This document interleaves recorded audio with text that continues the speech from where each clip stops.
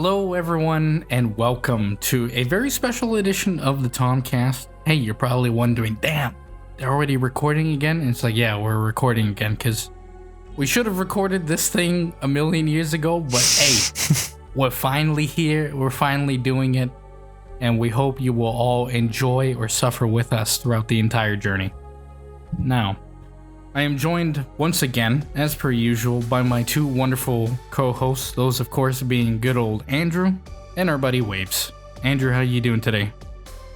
I am doing great. I am excited for the discourse that we've got planned today, and I can't wait to get into it.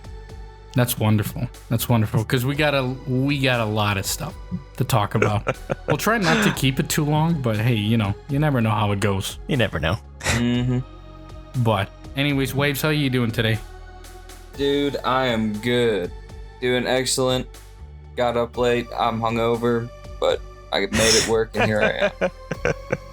That's perfect. That's the exact mindset you want to be in for what we've got planned. Yeah, and I don't necessarily blame Waves for this predicament either, because for as far as where recording goes, right now it's like 4th of July long weekend over in the States, so happy Independence Day to all the Americans. But that's not the day. The day that matters is the 5th of July, which is one of the big holidays for Venezuela. It's Cinco de Julio, as they would say. So it's that's a more important day. So sorry, Americans, but beaten once again. Except for yesterday, which was a not so good day for Venezuelans, but whatever. Bad showing at the Copa America because they lost in penalties against Canada. So good loss against evil in that case. But anyways, on the docket today, this is not a news episode. This is not a special episode. I mean, it is a special episode. And every episode is a special episode in their own regard. That's right. But it's a special episode in the sense that it's a thing that we've wanted to do from the get-go. And basically is to start to spring up new and exciting sort of game and in-deep book club discussions. I still don't know what I'm going to call it. I'm like calling it the Tom Spoiler Cast, which is because we go into spoilers and we talk about things more deeply. We're going to be discussing and in full spoilers about all aspects of various games in this program, but in this program in particular, it is the long-awaited, to some people anyway, some people are going to be dreading this episode. You know who you are. Don't worry about it. It's like, let's just say that to the people out there that think they're on the sides of good, you're not. And even us, well, I mean, this podcast is on all sides. I'm definitely on the side of evil, and we're coming after you. So, just let it be known. But today we're going to be talking about Baldur's Gate 3. So Baldur's Gate 3 came out in 2023, officially anyways. That's officially. Right. The official full release date 1.0, that sort of thing. Because this game, developed by Larian Studios, which is a very beloved studios here, especially amongst Andrew and I, who have really enjoyed their prior work. And I guess Waves, I didn't know, but hey, they make good games. I can't really... good studio. Yeah, they're a good studio, and so... Oh, yeah, absolutely. I'm pretty sure we've sung their praises on a few other episodes prior to this one, so... No, for sure. For sure. And in this case, today, this is their latest, biggest, and most famous, or infamous, depending how you want to look at it, release. And so, basically it is a CRPG, aka considered a computer RPG, so... For the fellas out there that are not aware, a computer RPG is basically an old school, top-down, like isometric perspective role-playing game that takes a lot of the systems that you would find in tabletop role-playing games. A lot of these old CRPGs that have become, I guess, modern CRPGs, and especially in the case with Baldur's Gate 3, are emulating the systems found in games such as Dungeons & Dragons, or... In the case of last year's Rogue Trader, they used the rule set for, Rogue Trader, which is really the rule set for Dark Heresy, which is in the Warhammer 40k universe. and that sort of thing. But basically, these are computer games, and they show up on consoles as well, but these are games that try to emulate the tabletop rule sets of these RPGs, role-playing games. So, Baldur's Gate 3 is the latest in a series known as Baldur's Gate that didn't actually start with Larian. These games actually started with good old Bioware all the way back in, I want to say, 98 and 99? Or 97 and 98, but around there, basically. Yeah. They came out in the late 90s, and these were BioWare's first full games. And so BioWare is a studio that, if you've heard our podcast, we especially talked about their latest game that is coming later this year in Dragon Age the Veilguard. But they are a long and storied studio, and for people like Andrew and I, they hold a particular place in our heart, not just because of the quality of the games that they've made and their content, but also because they are a legitimate Albertan Canadian studio. So they come from Edmonton, which to me is like still crazy to think that some of my favorite games of all time come from rinky-dink Edmonton. So it's we've like still devastated about that the Stanley Cup Finals loss. Oh, absolutely. That was bullshit. But whatever. Yeah, devastated. Unrelated, but yes, that was a bit harsh to swallow. I'm a big Oilers guy myself, so former hockey player here. Yeah, that's why when my family was asking me, who do you support in the Canada-Venezuela game? And it's like, no, I'm supporting Venezuela. One, because I support Venezuela more than Canada, but also because, it's like, because the Oilers lost it. They lost the Stanley Cup, so I don't give a damn. Yeah. I want them to lose, and they won anyways. It's bullshit. I'm sick of it. But anyways, going back to it. Yeah, they're from Edmonton. Andrew and I and Mike, good old our co-host Mike, which I wish he was here because he did play Baldur's Gate 3 as well. He never finished it, but that's right. Yeah. We went to the Elcor building, which is like the building in downtown Edmonton that currently houses BioWare. We pointed at it menacingly, hoping that they would ingest our energies and make a good game. So I guess we'll figure out later this year whenever Dragon Age the Veilguard comes out. But if you want to know our thoughts on that game, go watch our last TomCast, aka the summer 2024 summer showcase special thing, whatever. But anyway, that is a CRPG. Previously, Larian actually released this game, and I think they did the same with Divinity Original Sin 2. I'm not sure if they released that in early access. I don't think they did, maybe? I don't think they did. They might have released like they did a demo Kickstarter versions. Yeah, because they did a Kickstarter, so they might have had like demo versions available for backers, but as far as I can recall, those games didn't enter early access in the same way that Baldur's Gate 3 did. So yeah, and especially not for as long, because I remember when Baldur's Gate 3, the early access came out, and it was like what, like almost 5 years ago. Yeah, either like right as COVID was getting started or right before. So it was before COVID, if I'm not mistaken. And so it's been in the oven for a long, long time, and we will see what came to show for it at the end of it. Spoilers to everybody. The opinions are maybe they're divided, maybe they're not, I don't know. We've talked briefly about it, but not as in-depth as in this one. But to substitute our ire or our disgust or whatever we want, in this discussion of Baldur's Gate 3, we actually got ourselves, we're going to be a little boozed up. So I apologize for the audience out there, because this will quite legitimately possibly be the worst Baldur's Gate discussion that you have ever heard. I will not exaggerate. This will probably be the worst one, just because of our mixture of opinions, and also because by the end of it, we will probably be so pissed drunk it's not even funny. Yeah, there's already been enough discourse on it, and all this discourse so far has been amicable. So hopefully this is a way to shake things up a bit, I think. But with that, I'm going to turn to the gang, and we're going to see what we're all drinking. So Andrew, we're going to start with you. What have you See, I'm already slurring my damn words. I ain't even done anything. I ain't even taken in that many sips. But anyways, what is your choice of poison for this discussion tonight? Well, it's currently a bit earlier in the day for me, so I've poured myself a glass of mimosa, since that is the acceptable drink for day drinkers. Okay, I don't care what you say, but that is the acceptable one. And then on the side, I've got a few vodkas and coconut water sort of mixtures to help complement as well. I like to pretend that I'm at least healthy with my drinking, even though that's a lie. Love vodka. Big vodka guy here.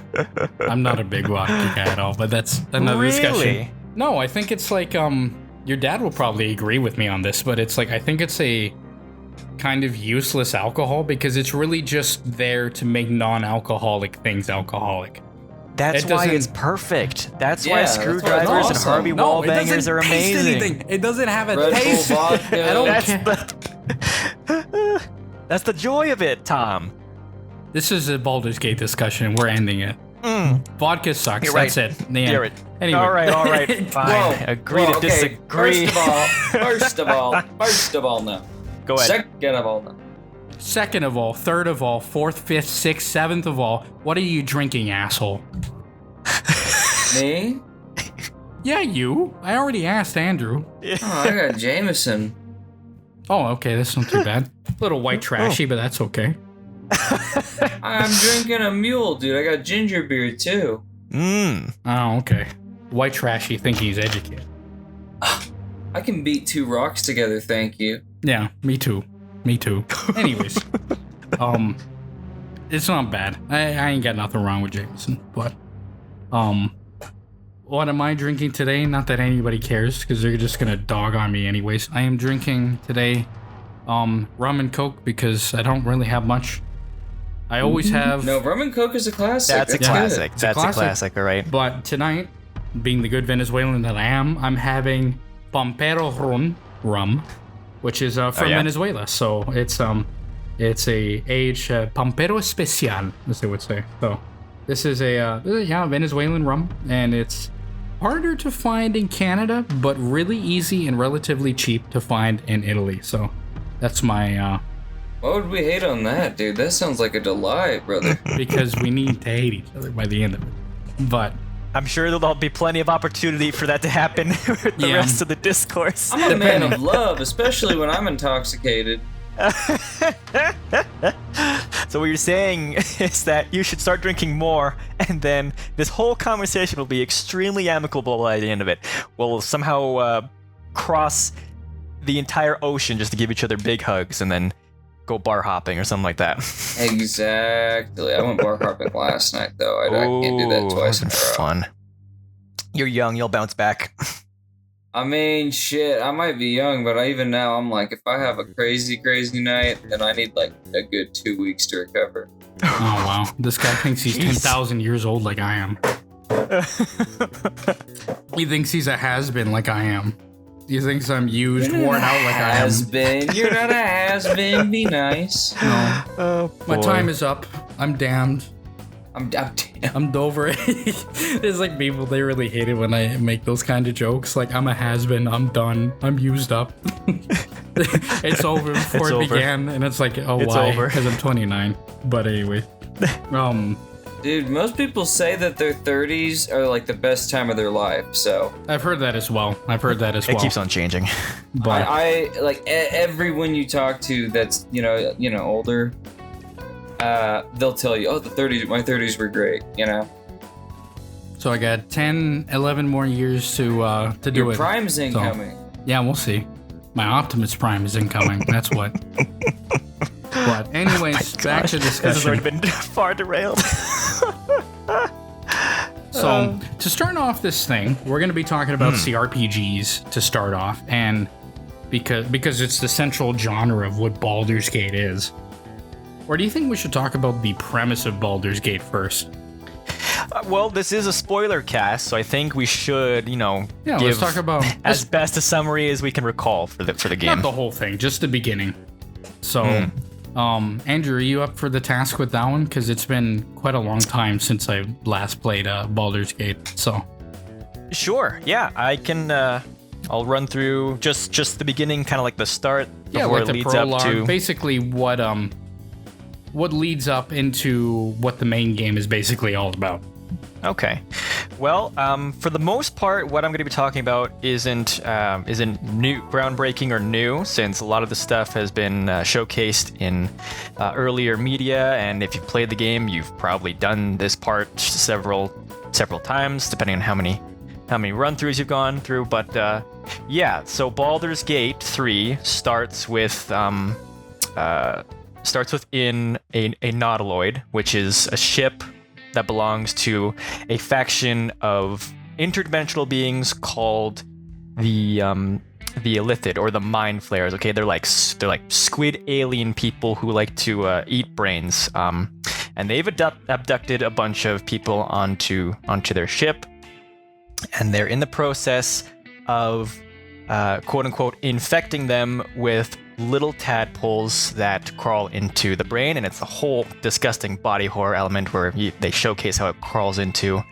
a character's eye, and then the purpose of that is to A, mind control the victim, and then B, eventually turn that person into a new mind flayer, because that's how they reproduce, and it's a horrifying thing to watch. So this ship eventually ends up over Baldur's Gate, the city, in all of its grand high definition detail, and it begins just abducting people. Everyone's panicking and there's destruction raining, and then for whatever reason another instance of interdimensional travel happens, and a bunch of we'll call them little green men on top of red dragons comes out of nowhere and begins attacking the ship. The little green men are known as the Gith, which up until recently have been a rather underutilized race in D&D, in Dungeons and Dragons. So the Gith are enemies with the Mind Flayers, and they're fighting it out. They're jumping through different areas. They go through like a snowy mountain, then they go down to hell, and then demons come in. So a whole lot of stuff is happening at the beginning, and all this leads up to eventually the ship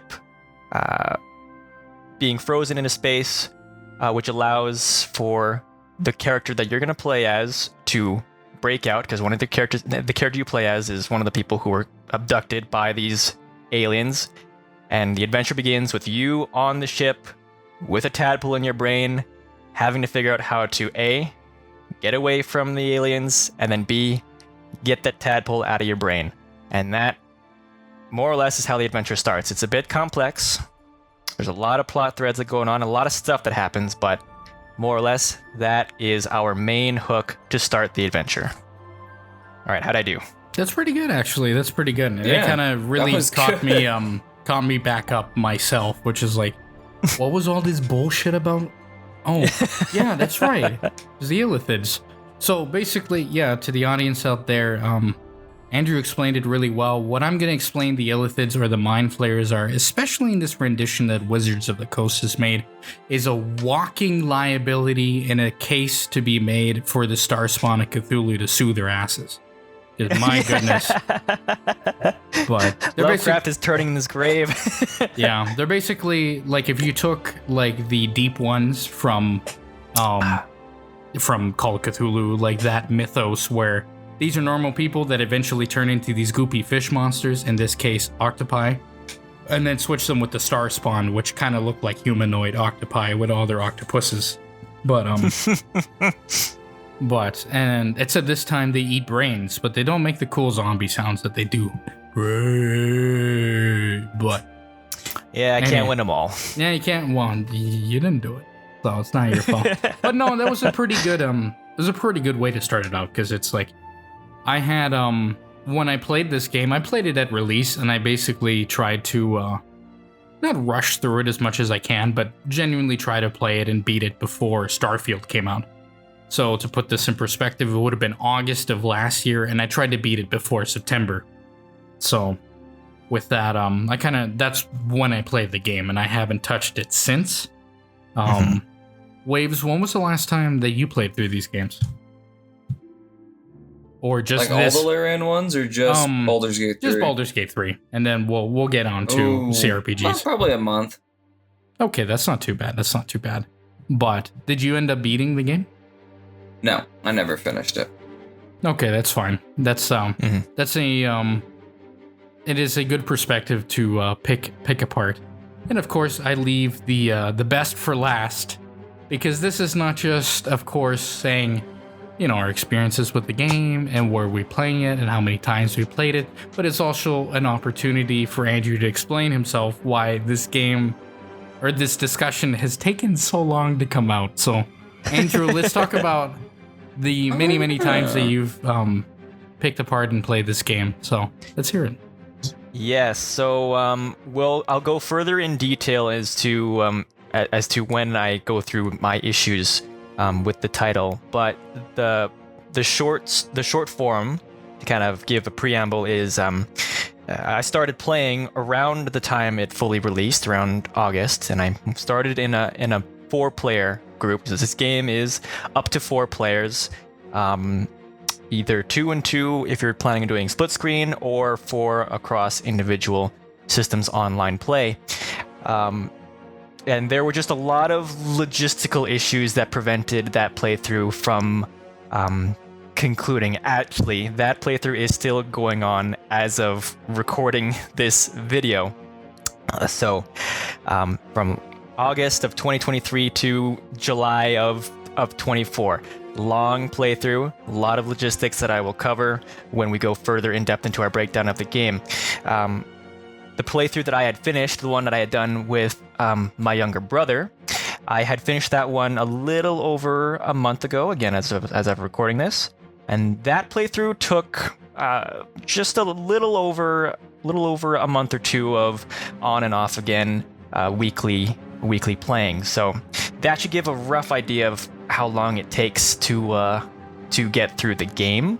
And we were fairly thorough with combing through the content. Now, obviously, with RPGs in general, and we'll discuss this a little bit more, one playthrough alone isn't enough to see all the stuff. So there's probably a lot of things that I didn't miss, that I missed. But it took a little over a month to play through when being thorough about it. And if you're planning on playing with more people, it can take longer, because there was and still is a lot of logistics things you gotta keep in mind of. Yeah, like any actual normal tabletop campaign experience, which we've all known ages and ages, and which Andrew and I suffer from as well, because we have a campaign that we only did one game of, which, to be fair, that Dark Heresy campaign was cooking. We were cooking there. But, logistics and stuff happens, but that's fine. But it's more important for me to really lay out, our different experiences and things like that, because he's played through, because you guys restarted that campaign with the group a couple times, didn't you guys? Yes, there were at least 2 false starts, we'll call them. Yeah, okay. So that lends into that. And then for me, I'm going to be real. I'm not going to go into my general thoughts really quickly, but I really did, not trying to rush it through, but there was a lot of content that I didn't think was content and I missed. And so a lot of characters and side characters that are in the game I missed completely because of numerous reasons I'll get into. But from there, I kind of want to talk into just CRPGs in general and basically get into, when, not necessarily when if we don't remember, because I've been playing CRPGs for the good chunk of my life. So since Knights of the Old Republic and those early Bioware games. So, and Fallout 1 and 2 and Planescape and stuff like that. But just kind of want to get into everybody's perspectives on what is their experience with the genre as a whole. So, Waves, if you don't mind, would you mind telling us what's your experiences with this genre in general?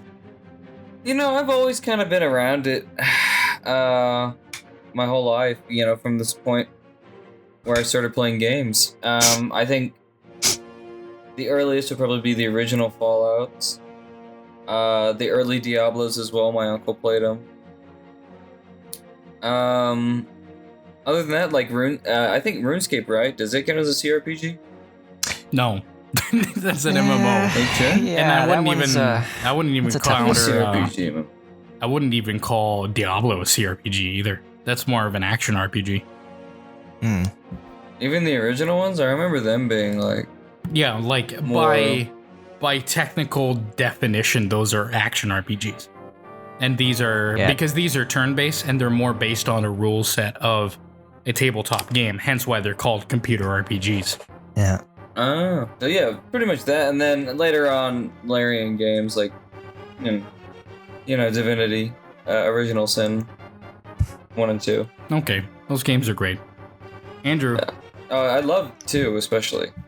Oh yeah. No, they're I really got no faults to say about them, so we'll get into that a bit later. Andrew, what's your experiences with CRPGs on the whole?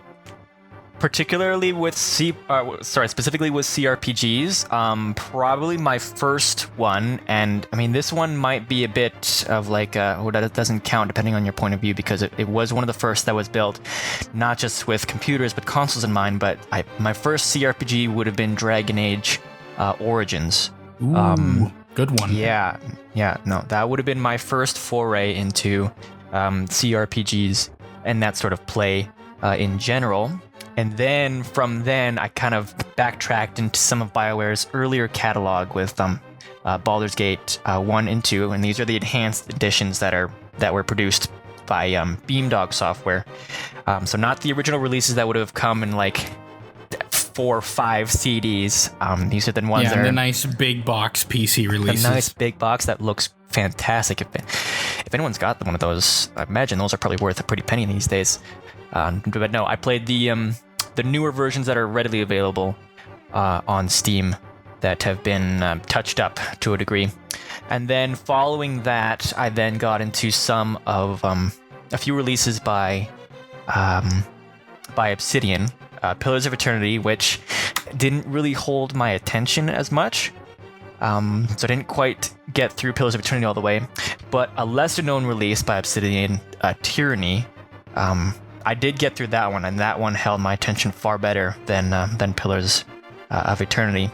And then finally, that's kind of what... I remember watching a video on YouTube that discussed kind of like the gameplay of a lesser-known title, shall we say, called Divinity Original Sin 1, and I thought that looked fairly different and interesting compared to the other stuff that I played, especially with the emphasis on environmental effects and in combination with skills. So I picked that up rather late into its life cycle, and I was hooked almost instantly. And from then on, I've been a huge fan of Larian and all their releases.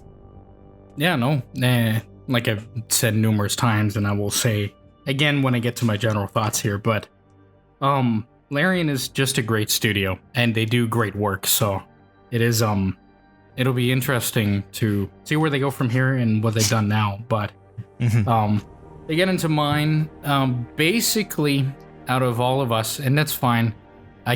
People can throw their ire on me this way, but I would consider myself, out of the three of us, probably the granddaddy of like the guy that's been playing CRPGs. I have been playing CRPGs in one way or another for a good chunk of my entire damn life. So it's one of those where my first experiences with the genre tied down either to watching, playing Knights of the Old Republic when that came out, which that game at this point is a 21-year-old game. So it's it can be very... It's old enough to drink. Yeah, it's old enough to drink in the United States.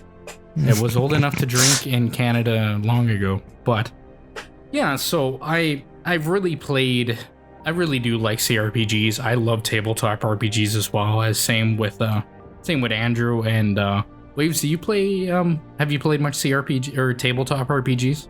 Yeah, I've played a good bit of D&D. Yeah, okay. Well, we'll consider you the baby with this, so don't worry. No prerogative, no nastiness in there. But I've been playing Fallout. I've been playing Planescape. I played even weirder stuff like Arcanum of Steamworks and Magica Obscura. I played the original Baldur's Gate. But also, I've been really enjoying and playing a lot of the more modern things that have come out, such as Larian's like Divinity Original Sin and Original Sin 2. I really enjoy Owlcat's games such as Pathfinder. So Pathfinder, and that's Pathfinder Kingmaker and Pathfinder Wrath of the Righteous. I love Obsidian CRPGs, so I really do love Tyranny. Tyranny is a really cool game. It's like this weird like Bronze Age game that you're basically playing as the bad guy from the get-go, so it's really neat and really well done. Too bad it never really got finished, but it's another story for another day. Yeah, it's a shame. But even other stuff, like I really like Padis Interactives, and sorry fellas if you're listening to this if I spell it wrong or say it wrong because you guys are Latvians, but that was Space Wreck from last year, which then made it into my top 10, which is a really short CRPG, but it's a really interesting CRPG because of all the different ways that you can solve problems and because of its heavy use and influences of like Latvian and Baltic culture. So that to me, like, it was really, really interesting. And then we got like stuff like Atom RPG, which is made by Atom Team, which is basically like, some people say it's like, oh, it's like Soviet Fallout, post-Soviet Fallout, because it takes place in nondescript Eastern Europe kind of area where it's like a lot of Russians, Dagestani, you know, Latvians, Estonians, Poles, all these kind of people. And I really, really did like that game as well. It's like a little bit generic to start, but as the series goes on, they become more and more interesting and more in their world. So I really do like that.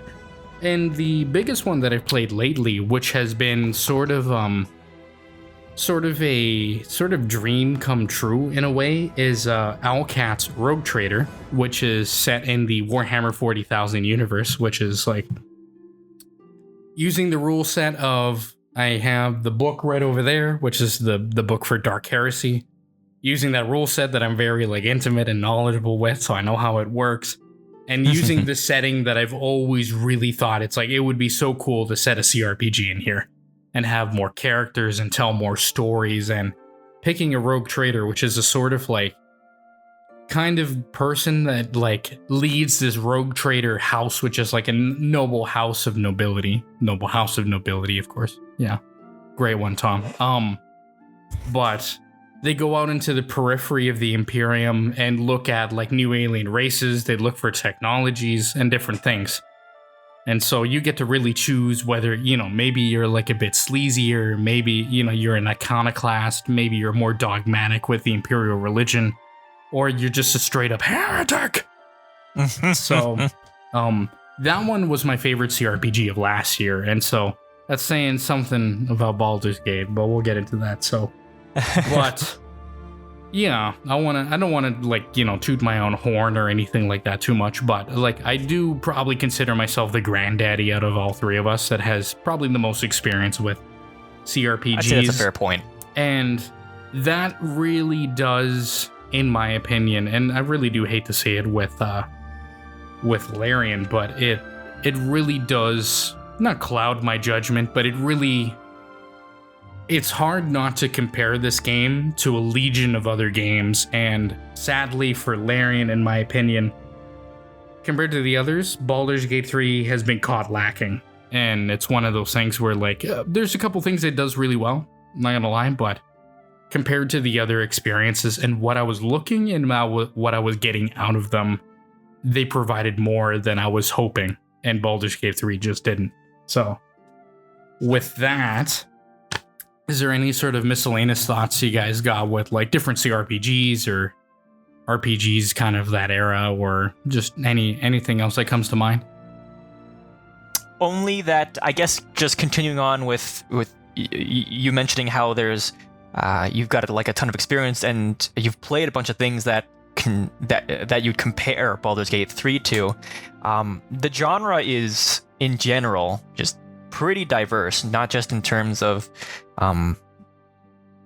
the settings that are available between like post-apocalypse, post-apocalypse, fantasy, space, sci-fi, fantasy sort of thing. Even the way that they play. So while most people tend to like picture CRPGs a certain way as like say turn-based, isometric, big fantastic plot points and things like that. That isn't always the case. There are even like some smaller studios that are making much more condensed projects, and even larger studios that make condensed projects. Like Tyranny, for example, was a much more condensed game compared to Pillars of Eternity. So it's just good to know that no matter kind of what you're looking for in a CRPG, there's generally something that's available for, or that'll pique everyone's interest in one way, shape, or form. No, and that's a great point to make, because even with me saying, oh, well, yeah, with this and that and blah, blah, blah for this game, in this discussion, in general, I think CRPGs are having a bit of a renaissance. I think we've reached the 100%. point in game development where we have the tools in place that make these games just easy and good enough for people to make, that, you know, really small teams, like for example, like Paris Interactive with Space Wreck. It's a game about grabbing freaking gas for your spaceship.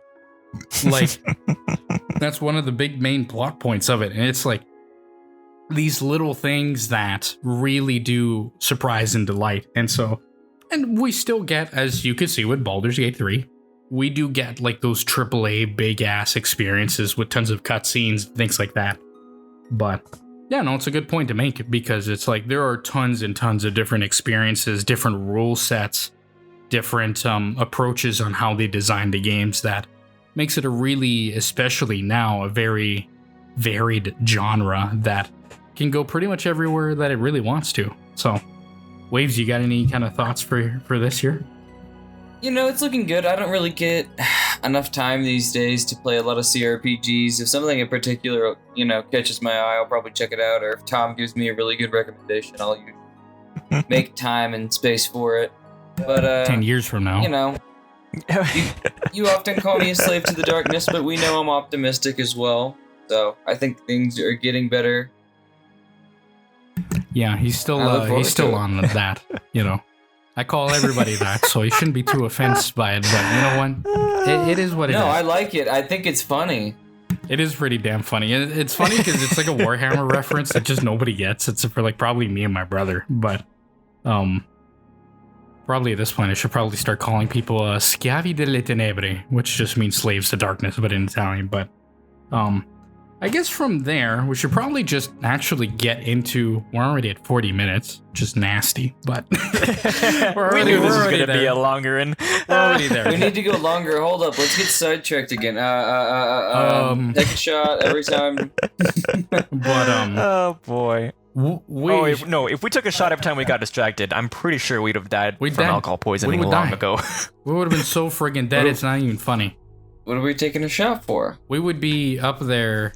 or down there, should I say, in the frozen pools with Satan, with the other betrayers out there going, you know what, yep. Baldur's Gate 3 sucked, and they would kick our asses up to heaven because it was so nasty. We'd be so unbearable.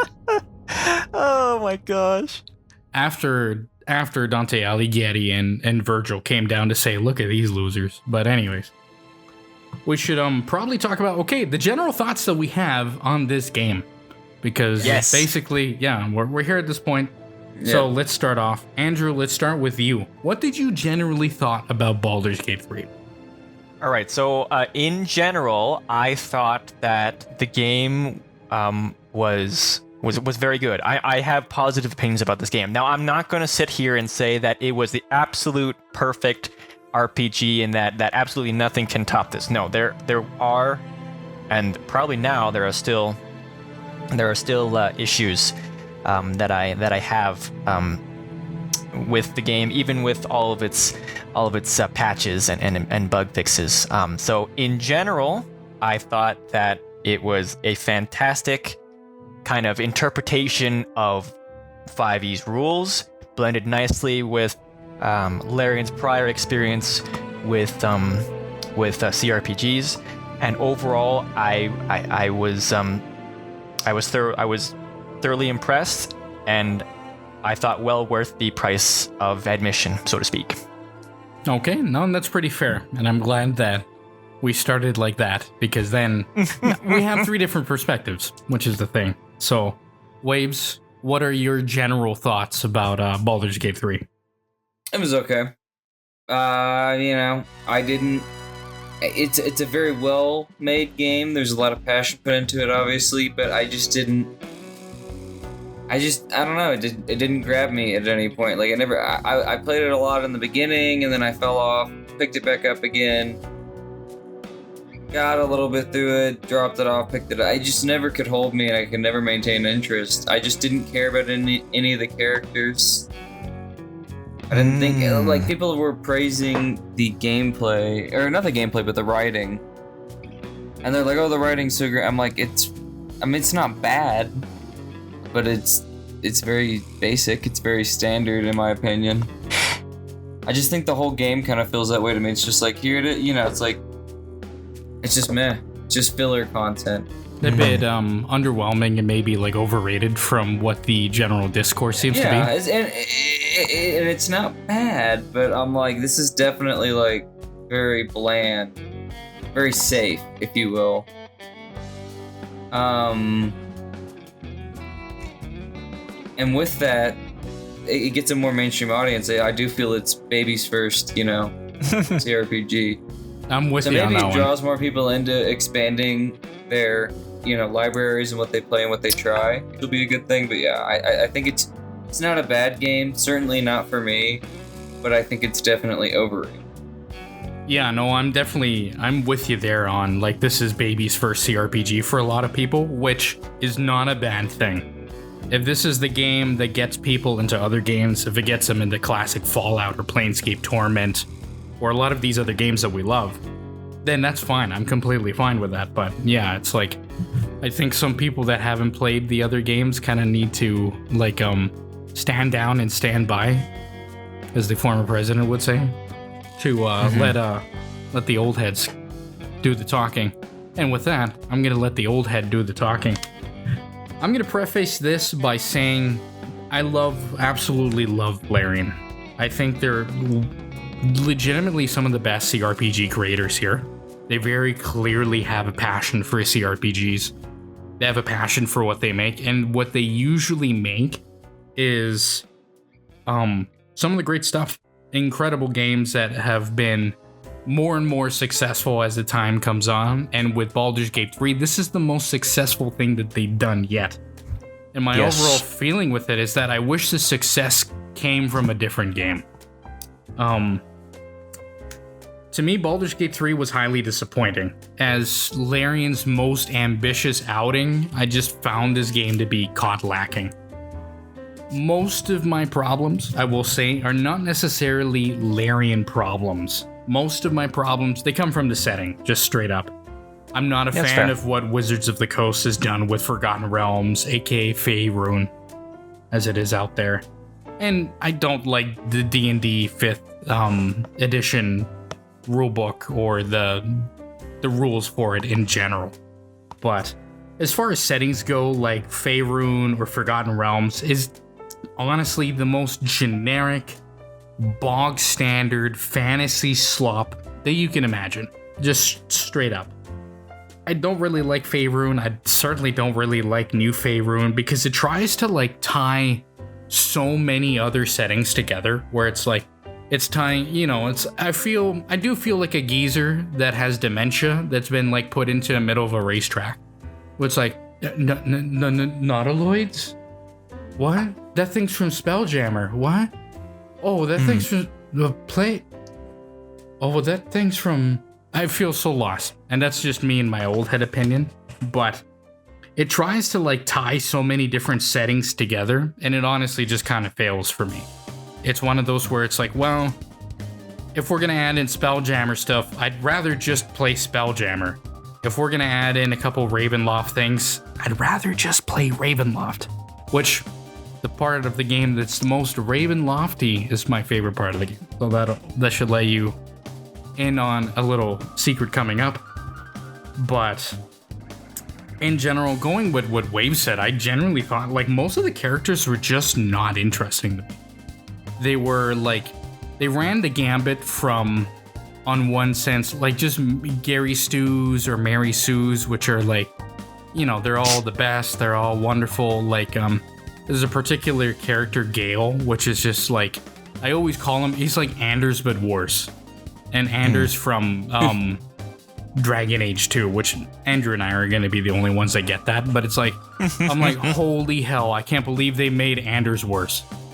I couldn't believe it. And that's what Gale is, in my opinion. As, you know, some others are so, like, uninteresting. There were some characters that are, like, main characters, main companions, that I'm like, I thought they were just NPCs. It's like, they got that, like, anime main protagonist in high school syndrome, where it's like they're clearly out of place. Like, they're clearly maybe a more important character. But I overlooked them because they were just so boring. These two specifically are Will and Karlach, which is funny because everybody's like, what? You miss Karlach? He's like your Dommy mommy. You would have loved her. Type shit. But yeah, I get that. Some were ugly. And so I'm not here for that. And yeah, and so on. The game is paced horrendously, in my opinion. You have a first act that drags on, in my opinion, forever. Legitimately forever. With the most boring slop quests and conflicts. You know, it's like, ooh, look at this. Here's an owlbear. Oh, here's the druids. Here's the tieflings. Here, like, it's just stuff I couldn't give a damn about. Especially when I do genuinely like the idea of the tadpoles in your mind and a race against time. But when you have a race against time and it's like, oh, by the way, we got to do what Grimbledock the gnome wants us to do. It's like, you know what? Maybe I should just let the brain be consumed. From there, Act 2 was the best act, just straight up. Act 2 was the most interesting one. It had it was the most incredibly well paced. It had the best characters, a cool villain, interesting quests, and the settings that had to do with the companions that tied really well to the story. That was like, holy hell, it's like you get to the end of this act and it's like it raises the stakes and everything like that. And you're like, holy cow, the game finally got good. It's wonderful. So the game is going to have a final great act, right? No. The third act is like hitting a goddamn brick wall. It's like if I took a Dodge Charger that I stole from some guy in Atlanta, drove it 135 miles an hour, and I hit a brick wall. Except if I did that, my brain would be through my skull and out the window, and I would not have to be sitting here talking about this game. But anyways, it just deflated the whole experience, and it was buggy as all hell. But in general, compared to other CRPGs released now and in the days of yore, I found the game to be found lacking. It's not a bad game. Like, it's this. If this is your first CRPG, the story can be pretty decent. The gameplay is certainly decent. And when I say the gameplay is certainly decent and I hate 5th edition D&D, that should tell you something. But Larian knows how to do it, but even though Larian did say that the most restricting thing about this game was the rule set for D&D 5th edition. But that being said, overall though, and over everything, I hope the best for Larian and whatever they make next. And I'm very encouraged with the fact that they said, nah, we're not doing a sequel to Baldur's Gate. We're doing probably another Divinity game and their alleged, rumored sci-fi game that I'm going to be really, really interested in. And so, I guess I should also preface it by saying I generally like sci-fi more than fantasy. But, that's fair. That's kind of, maybe kind of, not a moot point, but that's just kind of my taste. So, that's my general thoughts of what I gotta say with Baldur's Gate 3 in general. To kind of sum that up, yeah, I just thought the game was really disappointing. I really do like Larian stuff, and a lot of it just has to do with the setting and the characters and the narrative, which some people, they go into RPGs because they like the rules, they like that sort of combat, that sort of stuff. And for me, I go into CRPGs for the narrative, and the narrative for Baldur's Gate 3 is just not that good. like, I'm constantly conflicted between saying, is the narrative bad? Or is it just, like, not interesting to me? And I'm leaning more towards not interesting to me.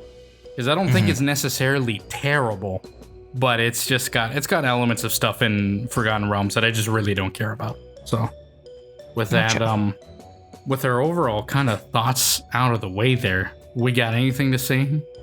Any rebuttals, any challenges, any... Yeah, I've been writing down a few things that I won't go too much into the narrative and the characters just yet, because we've got an entire block set aside for that. But I do understand kind of your distaste with the settings. For those of you in the audience who are unaware, haven't played D&D, especially recent D&D, Faerun really has become kind of like the default setting for Dungeons and Dragons. Once upon a time, it wasn't the case. Faerun was just another setting alongside a few others, and then a setting called Greyhawk was the setting, and it's essentially just take medieval Europe and add magic to it. Once upon a time, that was the default. Now, if say for example you were to be approaching the street and asked to picture a Western fantasy world, 9 times out of 10, you're picturing Faerun, even if you hadn't heard of Faerun before. So that's just how kind of bog standard and ubiquitous it has become with D&D. So I can only totally understand if people are not fans of that setting, because it really is just the vanilla ice cream of fantasy settings.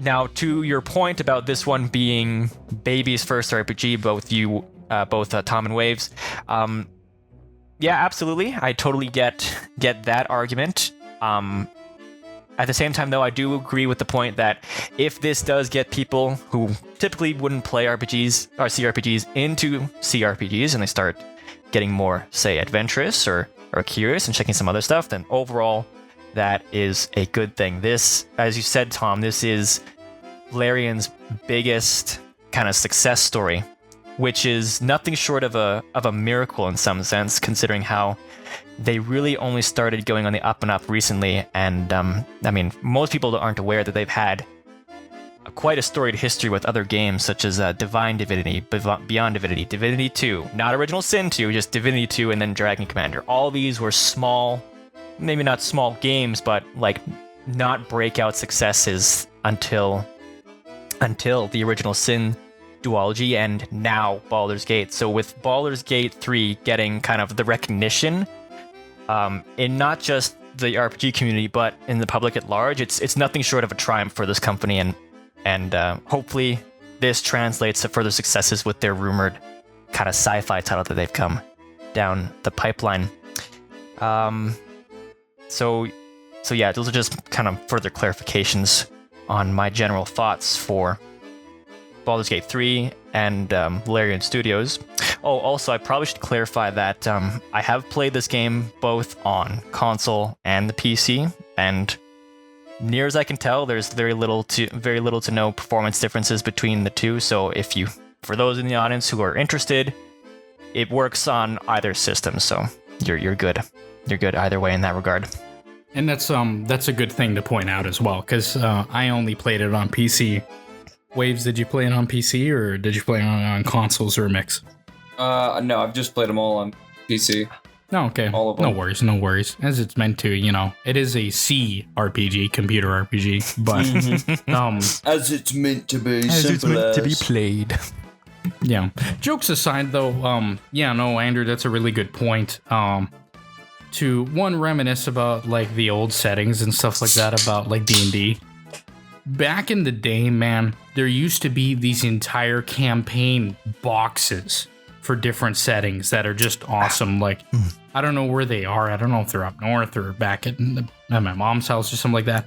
There is like Planescape, like a huge box set for it that came with all the rules, all the settings, all the story maps and things like that. One for Planescape, there's one for Ravenloft, there's one for Dark Sun, which is a cool setting in and of itself. Oh, Dark Sun. That'd be cool. Like if this setting was Dark Sun, it would have been like a better game, but this my gosh. Could you imagine though? Could Dark Sun even be released today? No, There's too much slavery. Yeah. There's too many damn slaves in Dark Sun, which is the point. It's like a fantasy post-apocalypse, but Fantasy post-apocalypse, it's the worst situation and trying to make the most out of the worst situation, which it's hard for people to swallow these days. yeah, but to kind of give Forgotten Realms a little bit of credit in its genericness, it is generic enough that it is at the discretion of a good dungeon master to make the good of what they can do with the setting. That being said, a lot of times, especially with Wizards of the Coast, which I don't think have been good stewards to this license. Not that FSR burning their whole thing to the ground were better stewards anyways, but it's when you see like official artwork from Wizard of the Coast and it's like man bun dwarves cooking cookies and stuff like that. Oh yeah. It's like, listen, Wizards of the Coast, I have a particular disgust for you, and the downfall of your company cannot come soon enough. Please release that RPG being developed by Drew Karpyshyn first. We'll see if that's any good. And then if it is, sell that off to a studio, and then please just I seek for your demise. But that is it is up to the discretion of a good dungeon master to basically make a better game, and tell a good story. And sometimes the setting's genericness doesn't help in trying to develop a good story. But that's just how it is. But in general, like, no, it was a good point. It's good that that you got to play it on different consoles and different systems, because I only played it on PC, and my experience, I played it right at launch too and went through all of it at launch. So my experience is like up and down. Performance-wise, it was pretty decent. Like, I don't really think it really lagged or anything like that. No, nothing bad like that. It's mostly bugs, but we'll get to that a bit later. Waves, you got anything else to say before we kind of move on? No, but I did really enjoy the character customization, I have to say. I think they knocked it out of the ballpark again with that, except in the future, please add undead races to every game. Yeah, like Divinity. That's all. Yeah. Yes. Exactly. We've been spoiled with Divinity. And that's honestly, like, I think that setting's more interesting. And the rule sets and stuff you can do in Divinity is way more varied than you can do in Baldur's Gate 3. But with that, Andrew, you got anything more to say? No, I think I've covered all my points for our general stuff. And whenever you're ready, we can start getting into a more in-depth breakdown. Sure. So the first kind of section here is going to be generally just gameplay and presentation, what we thought about the gameplay, how the game looks, how it's presented, and that sort of stuff, as basically shown off there. Andrew, what are your kind of general thoughts, or you got anything much to say about the gameplay and the presentation? Yeah, I hope I don't take too much time out of this. Yeah, I've got a few things. First and foremost, I think we should just make it clear for everyone who's unaware, although at this point you probably are, but Baldur's Gate 3 runs off the same engine that was used to craft the original Sin titles. So for those of you who have played the original Sin titles but somehow haven't played Baldur's Gate 3, if you jump into Baldur's Gate 3, the learning curve it's not a steep learning curve for you to transition from those titles to Baldur's Gate 3. The gameplay is primarily top-down, typical for CRPG stuff, though you can zoom in pretty close to your characters for all your screenshotting wants and needs. It is possible to play zoomed in, sort of, kind of over the shoulder, over the head, but in general, it's just better to zoom out to get a wider view of the space around you, whether you're exploring, you're in combat, or you're solving puzzles. The areas that you'll be exploring, it's not open world, all right? You're exploring very, very wide open, kind of catered set pieces, and the camera can be moved quite a distance away from your characters, but it is tethered to you, so you can't stray too far from your character to see across the map. And this is for purposes of rendering, loading, and then just general fog of war sort of business as well. You'll control your character with, of course, your mouse and keyboard hotkeys, or if using a controller, you'll use the twin sticks to control the camera and the movement. And you get a pop-up wheel when you need to activate any sort of menus. And again, this is a carryover from the original Sin titles. Admittedly, PC keyboard is the most intuitive way to play, but as I said before, it does handle nicely on modern consoles. There, however, is a bit of a sticking point with consoles, and that's during combat. When you're in combat, because you typically have access to a ton of different actions, especially if you're playing a magic class, you have a veritable deluge of spells to pull from. You're scrolling through pop-up menus, and this is tedious. All right, there's no two ways about it. It is very tedious to have to go through pop-up menus and find whatever it is you're trying to cast. Even if you set up the pop-up menus to your exact specifications, by the end of the game, you will have like 6 or 7, if not more, pop-up menus to scroll through for all your different items, all your different spells, all your different actions. So it is a challenge you're going to be working with if you decide to play on consoles, or if you decide to plug in a controller to your PC. Baldur's Gate 3 is a bit of a departure from Baldur's Gate 1 and 2, for those of you who play Baldur's Gate 1 and 2, but not necessarily 3. Yeah, you could say that again. Just a bit, yeah. This isn't real-time with pause. For those unaware, Baldur's Gate 1 and 2 was real-time with pause. The game was in real time, and then you could pause to plan out your strategy. Baldur's Gate 3 is a turn-based game, similar to, say, Pillars of Eternity or the Owlcat Pathfinder followings. Oh, sorry, if you were looking for something similar to Pillars of Eternity or the Owlcat Pathfinder followings, then this may not be the one for you, because this is, again, pulling from the same engine that Original Sin utilizes, so it's turn-based. So your mileage may vary. And then, final point, with this being Dungeons & Dragons, and it utilizing the 5th edition rule set, it tries its very best to blend the rule set into the Original Sin engine. There's no more action points. Every actor, whether it's the player or the NPC, gets a guaranteed action, bonus action, a set move distance, and then a reaction. These can be changed with buffs, perks, debuffs, etc., etc. But for the most part, everyone's kind of working with the same tool set. So while this does make it, I guess, fair, quote-unquote, and balanced between the different characters, this can also be restrictive if you're coming from the Divinity Original Sin 1 or 2 titles, where they're more open with the action point system. So those are kind of the general gist of the gameplay, and that's kind of what you can come to expect if you're coming into this game somewhat blind or semi-blind.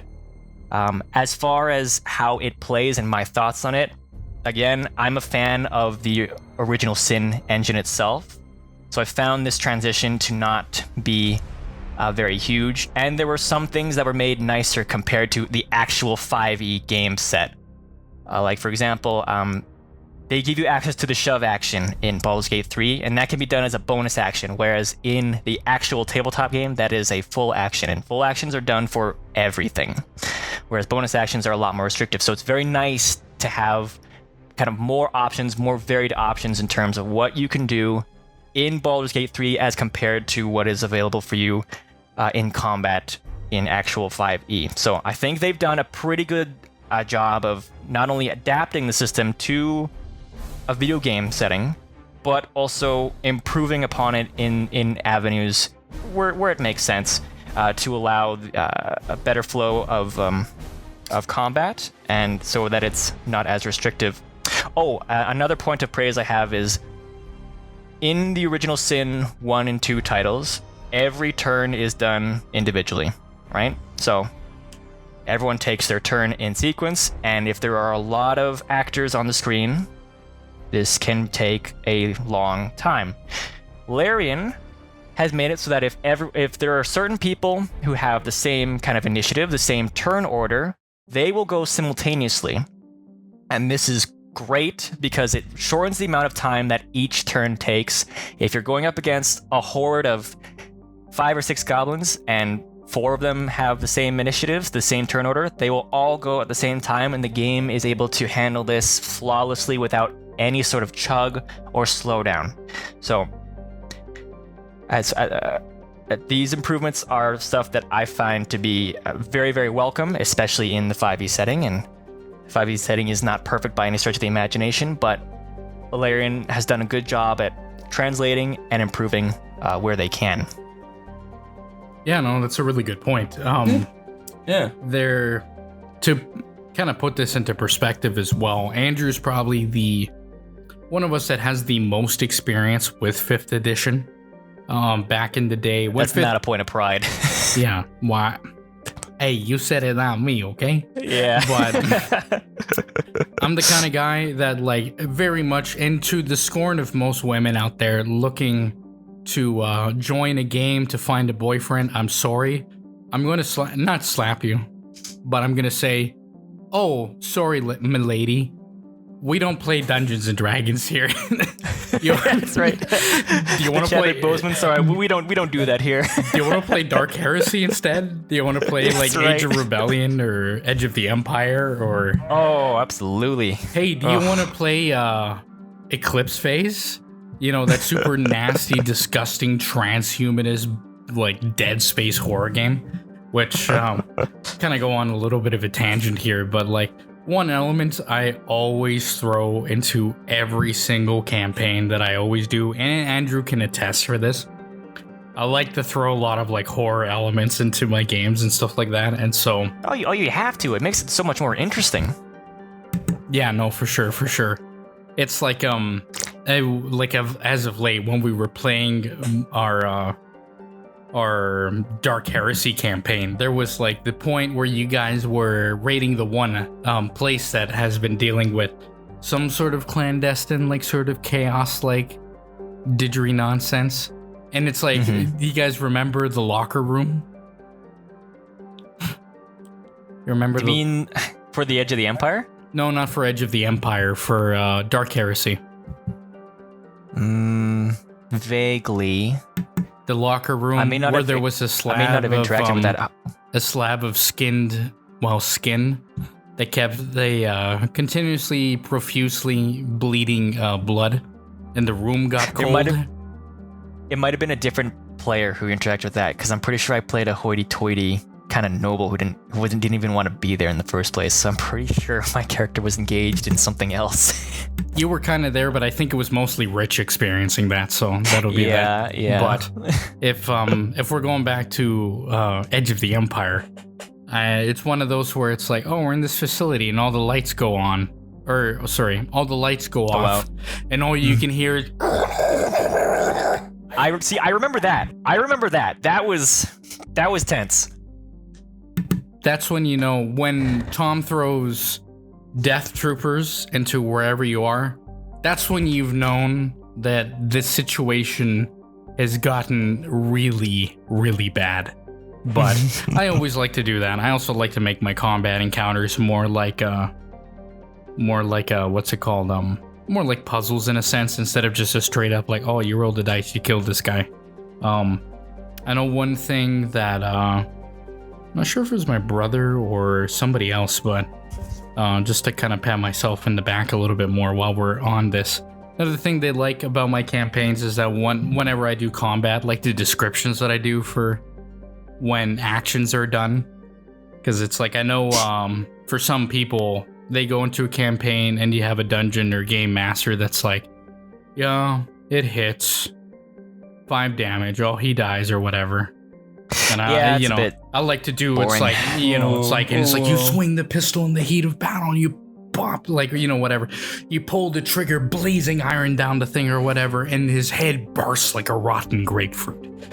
Things like that. I love doing that. I think that's awesome.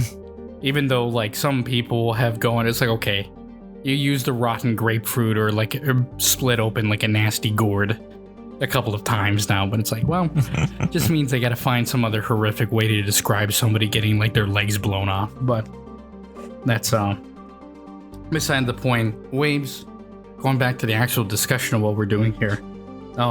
what do you think generally as the gameplay and presentation of Baldur's Gate? If you just want to talk about one and then we can talk about the other, then that's fine. Like, go in whichever way you want. We'll do gameplay first because it's short, and that's that. It was okay. It was just, a more boring version of what I experienced in Divinity. So that's fair.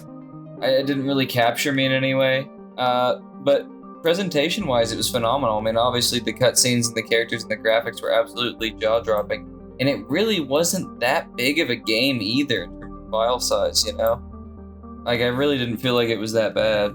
It was a bit over 100 gigabytes, if I recall correctly. I don't remember the exact amount. I don't think so. It definitely wasn't that much. It was only like 70 to 80. I think, it was like about 89 or something like that, if I remember correctly. For the scale of the game and the CRPG that it is, and most of the games being not fully rendered, but like being in-camera cutscenes similar to like a Dragon's Age or a Mass Effect, it really was not as thick as it should have been. But, as it could have been, should I say. It was nice that it wasn't as thick as it could have been. Not all you gotta say, Waves? Yeah, pretty much. I think that was about it. Alrighty.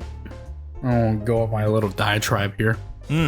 Now, if somebody's got something interesting to say, just, interrupt me, no problem. And just, Sure. we'll go on to that tangent or something like that. But generally speaking, I think the gameplay of Baldur's Gate 3 is probably my favorite part of the game, just like nonstop. I really do like Larian's sort of gameplay that they've done for Divinity Original Sin and Original Sin 2. And even games like Dungeon Commander, but Dragon Commander, sorry. But that's a different thing. Dragon for another Commander, day. yeah. Another day. Another day. But like Larian, like in their other CRPGs, have done an excellent job for having an interactive world that really, to me, it feels like a sandbox. The sort of things that you can do, like Andrew was saying earlier, with really nitty-gritty kind of like rule sets and stuff like that, where it's like, you got like shove actions, you got spells that do different things, and it was a good point because I didn't even really think about it until I was playing it, where it's like, okay, one thing I do like about this game is that the game, at least when it comes to the turns, especially when there's like a bajillion people on screen, is that like these things go quite a bit quicker. And it wasn't until you pointed it out, it's like, oh, if there's shared initiative, you do it at the same time. Like, oh, yeah, that's right. I didn't even think about that. So kudos to Larian for that one. Because, like, that really does smooth things over. It's really nasty when, like, in the old, not old, but the Divinity, like, Original Sin games, where it's like, okay, it's like, how long is this encounter? It's like, yeah, okay, I'm going to be here for the next 3 hours. But, I really like being able to use the abilities that you are given or that you learn throughout the journey to create, like, scenarios that you could, like, mess people up. So, like, it's really genuinely fun to do. So, like, for example, it's like you lay down some, like, muck or some, like, tar and crap like that. Then you light it on fire and it burns a bunch of people's asses to the ground. Yes. Or yes, 100%. My favorite one, because I was a Wisdom, which is like, well, not really a Wisdom. I just brought Gale with me all the damn time. But I liked, basically, it's like, I'm going to grab you and I'm going to teleport you into this chasm. Like, I loved the way that, like, I never got old. It's like, oh, here you go. Oh, and into the nasty pit in the Underdark. And further to that point, actually, especially if you're playing with other people, if you've really got to actually really communicate kind of what you're planning on doing, because if you're taking turns in concert and someone is really hoping to jump the gun and they do something that they think is cool in the moment, they may put themselves in a situation where, for example, I had a decent play with my paladin character, but it put me in the path of my friends and their multiple fireballs. So, and I didn't know that at the time because we weren't talking about it. We were still kind of learning the system and in our own headspace. So I had it unwittingly killed myself, essentially, just to try and be cool in the moment when I should have been speaking with my buds and then actually coordinating our turn with them. But at the same time, if you're just looking to just goof around and just shoot the shit and that sort of thing, then it's a lot of fun for that too. So I agree definitely. I think co-op it is a lot of fun co-op, and the amount of flexibility the game gives you is pretty fun as well. It could obviously be more, but it's still very good.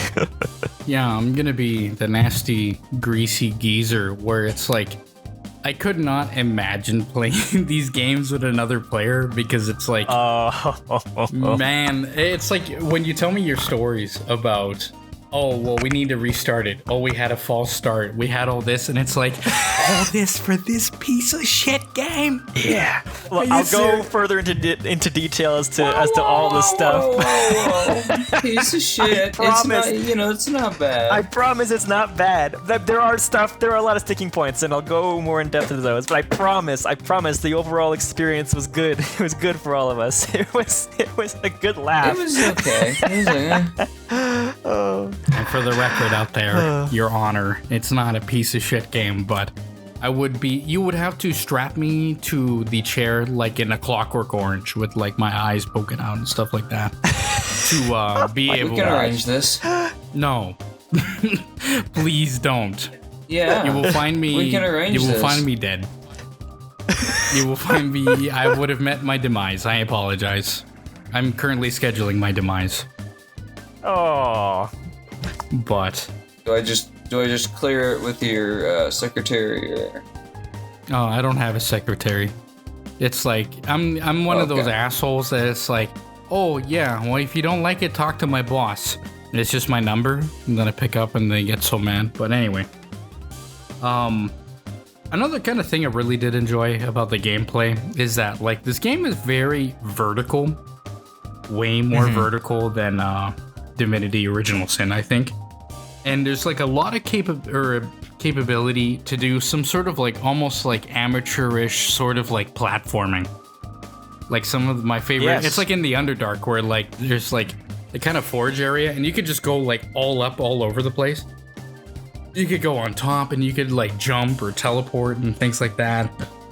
Or I really enjoyed getting my guys into a position where you could just like skip entire encounters and stuff like that. The game wasn't really good at like, oh, you skipped that part of the story, well, here's the experience for doing it because you did it in an unorthodox way. But that's one of many things. But yeah, like sometimes I would fall through like the floor or like kind of mess up the scripting in a lot of quests by going in a way I really shouldn't have gone through, which is generally a big problem that I have with the gameplay. Going into that, per my experience, Baldur's Gate 3, it was a much more buggier experience than I kind of anticipated, and it didn't come in like even bouts. It wasn't just like, oh, it was like evenly buggy throughout the whole game. It was like just kind of all over the place. Like for example, in the first act, I found like there's like a lot of bugs that had to deal with like pathfinding or platforming, and like especially in the Underdark portion, where a lot of that's probably my own fault because it's like, oh, okay, I'm gonna try and jump into and get into this area that I really shouldn't to. And then, but it was nothing really too bad. It wasn't anything egregious. Though, I do have to put an asterisk. For the way to get into the second act from the end of the first act, there's kind of two ways to do it. You can either do it, one, where you go up top and you're like dealing with this whole area and then this part of the map or whatever. And I say, no, I'm a dwarf. I'm a sodden dwarf. And I went underground, as I should have. And so I went into the Underdark and then like this like dwarven, gnomish sort of area, forge area. And I kind of like that more. But if there's something that happened up top, I probably didn't know about it. The only thing I really did up there was like a bunch of like Gith Yankee sort of stuff that I think shows up more in Act 2, but I can't be I can't remember for certain. But From there, though, the second act, apart from a few really minor, like, kind of texture loading problems, like, the camera would cut to a character and it was like their face looked like the potato face people from, like, when Rome 2 Total War first came out. And, like, your like, units didn't load in. But apart from that, like, the worst that it had to do was, like, the worst bug I had to experience, and it was really, really funny. Andrew wasn't here, but, like, our good friend Logan, shout out to Logan if you're hearing this. I know you don't, but he was there watching with me, and he's like, this portion where it's like, okay, Tom, this part's really important. You gotta make sure that, like, Isabel doesn't die. The combat encounter starts. There's, like, the big guy with, like, the angel wings or whatever that comes in. He comes in and he hits Isabel, and he hits her again, and he hits her again, and he hits her again, and he hits her again. And he hits her again. And he keeps hitting her and he kills her. And then it's just like, oh, that's done. And I was like... Oh, yeah, I know what you're referring to. It like bugged out in that sense. I'm like, what?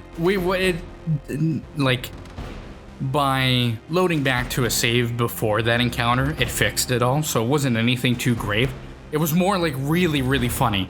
It was so funny watching that happen live. Like, it was like, it's like, especially with the context of, like, Logan saying... Okay, Tom, make sure she doesn't die. And then the game just breaks and she dies anyways. It was really funny, but... That being said, moving on to the third act. Dies. The third act was bad. Was terrible even for bugs. Like, I'm not even joking. It was so bad for bugs.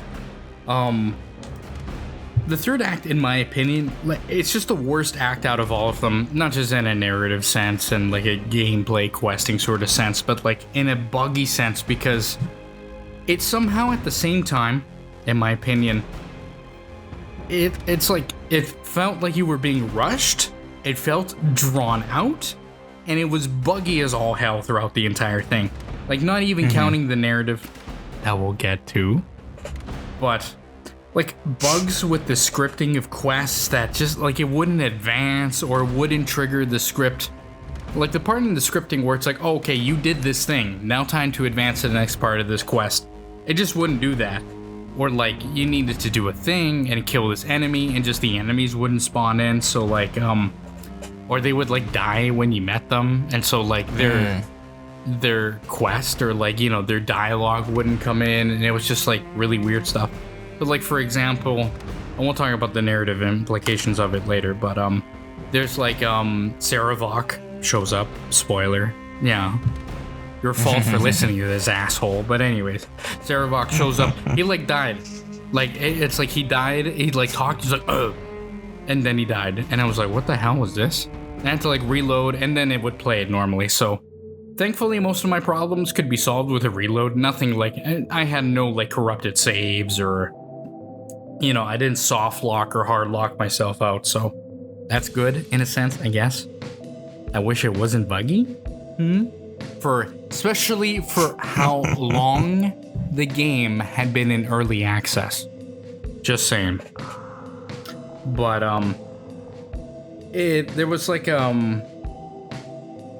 I also had a similar event in Act 3 where it's like a character just kept attacking and it killed like one of my characters, and it's like, yeah, okay, cool, wonderful. It was funny the first time, asshole, but it's not now. Another one too, it's like the camp and like personal quests would get like bugged out a lot in my experience. Like same. For example, like near the end of the game, I wanted to get Minsk. A good old bald-headed space hamster holding ass guy from the original games.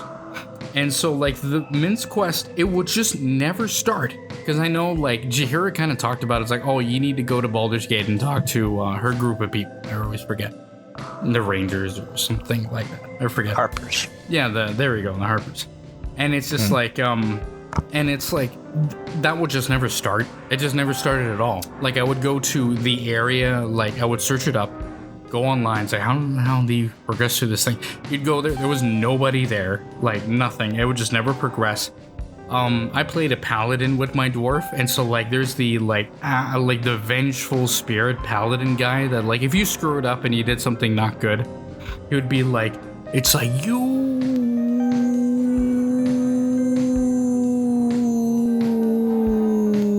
done bad. And give me 3,000 gold and you can fix it. And I gave him 3,000 gold and he never went away. And he's like, give me 3,000 gold and I can fix it. And I was like, oh, come on, man, really? And so that was one that I couldn't go, like I reloaded and it would still do that. And so basically, like I just reloaded and I'm like, well, guess I'm evil now, which is, I guess that's the most fitting and narrative appropriate end to a Tom character in any of these games. So it's like, well, I guess I'm just evil now, but that's... Come on, Tom, an Oathbreaker isn't necessarily evil. It's just 9 times out of 10 they're evil. No, my character turned like way evil after that. He's like, nah. All right. He's like, nah, I'm not dealing. I also had like, I got tired.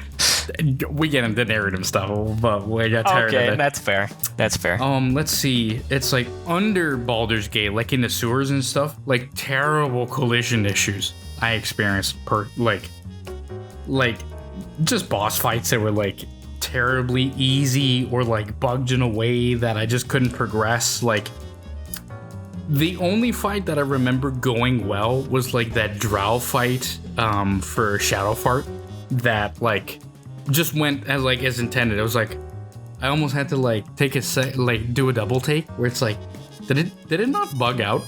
Did it not like do anything crazy on my end? But let's see, what do I got lastly on my notes? Oh, the final boss. Oh my god. Man, this whole sequence, dude, friggin' stinks. The whole sequence is so long. It's so drawn out. It was so long and drawn out, I almost was gonna download like cheats or whatever, just so I could like one-shot guys and continue, just so I could finish the game. I was so done by this point that I was like, whatever. But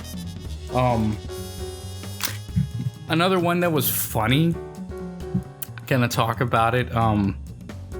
There's more of these that I can have, like in bits and bobs and stuff like that, but that we talk about. But there's like the bard guy that you save like several times throughout the game.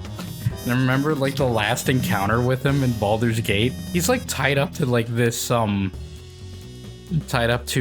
exploding barrel or thing like that, full of like oil or some crap. And because like the encounter starts with them basically lighting it, almost every single time that it happened, I basically, like, you would talk to him, he's like, oh, great news, you've saved me. And then he explodes and then he dies like immediately. And it was so funny. It's like every single time it would do that.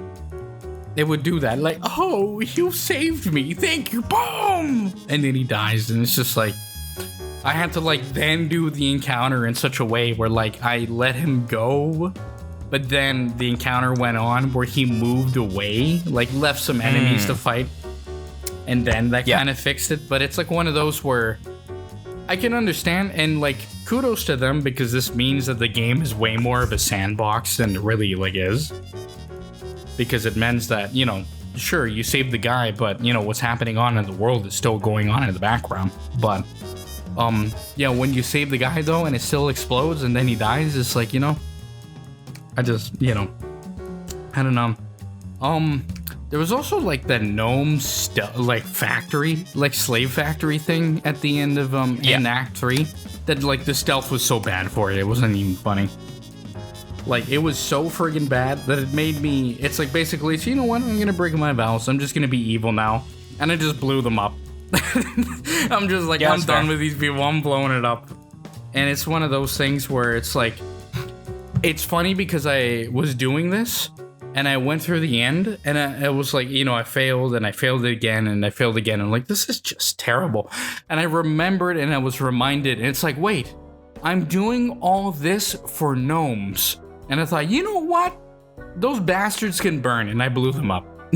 I do not like gnomes. If you all right. If you like gnomes, understand. This is anti-gnome territory. We kill gnomes on sight. No, Beat I gnomes. don't have any particular love for gnomes. All right, I'm well aware of the war crimes they performed in Arcanum and Overlord. So I got no love for gnomes, but Absolutely. wow, you take it to your next level. I don't know. That's kind of what a gnome lover would say, dude. No, I swear. Does he not sound like a gnome lover to you, Tom? Yeah, gnome lovers keep walking. This is a dwarf neighborhood. Yeah. But it's one of those where it's just like, every time I'm like, I hear a gnome like, ow, I am so old. I'm like, some people deserve less. Oh boy. And so, admittedly, that ending was way funnier. Where you blow up, and there's these gnomes from like all the way back in Act 1 that I like met in the Underdark, where they go up and it's like, "See, we told you our clan was better," and it's just like, you didn't do shit. I blew them up. That was me. No, they're you know what's funny? The only reason why I think those particular, and it's a very particular subset of gnomes that gets a lot of attention in Baldur's Gate 3. And I genuinely think that the only reason why is because, well, they were villains in Baldur's Gate 1, and this is just supposed to be a way to kind of like even out their or people's opinions on them for whatever reason. It's some sort of course correction, because they had no character in the first Baldur's Gate beyond being terrorists and helping Seraphoc. So I think that's genuinely the only reason why they get so much attention now. It's course correction. See, the issue is that Larian didn't expect for Tom to play a Giga Chad dwarf that was going to be racist against them anyways. Here's your big like saving grace thing. Yeah, like I give a damn. Yeah. Oh boy. As I typically like to say, and I have been quoted and attributed with saying, is that like, I say it's like nobody likes dwarves, nobody likes them, and then somebody will come in as well. Some people like excuse me. Gnomes. Gnomes. Dwarves. Everyone loves dwarves. Dwarves are awesome. Everybody loves them. They're wonderful. Rock and stone. Yeah, rock and stone, as those people say. But I'm talking about gnomes. Rock and stone. Nobody likes gnomes. And then some people is like, oh, well, some people like gnomes. And I usually say that's because there's not enough kink shaming in this world. Then we point and laugh. Gnome lover! There's a gnome lover! Officer, there's the gnome lover! Arrest him! Mr. Electric, send the gnome lover to the principal's office. Mr. Electric, arrest them now! Straight up, the best story that has to do with gnomes is in like Arcanum, because they're basically like an allegory for a certain section of people in society that have let's just say there are a lot of conspiracies against them or with them in it. And man, it pays off in such a cool way that's just messed up. And it's like, you know what? This shows exactly what these kind of gnomish people are, and they deserve it. Gosh. It's oh my gosh, I can't. If for those who are uninoculated or uninitiated, go watch Mandalore's video on Arcanum, or Seth Zentatch's video on Arcanum, and you'll learn about the crimes of the gnomes, and you'll understand our frustration with them. It's God, it's something. It's something else.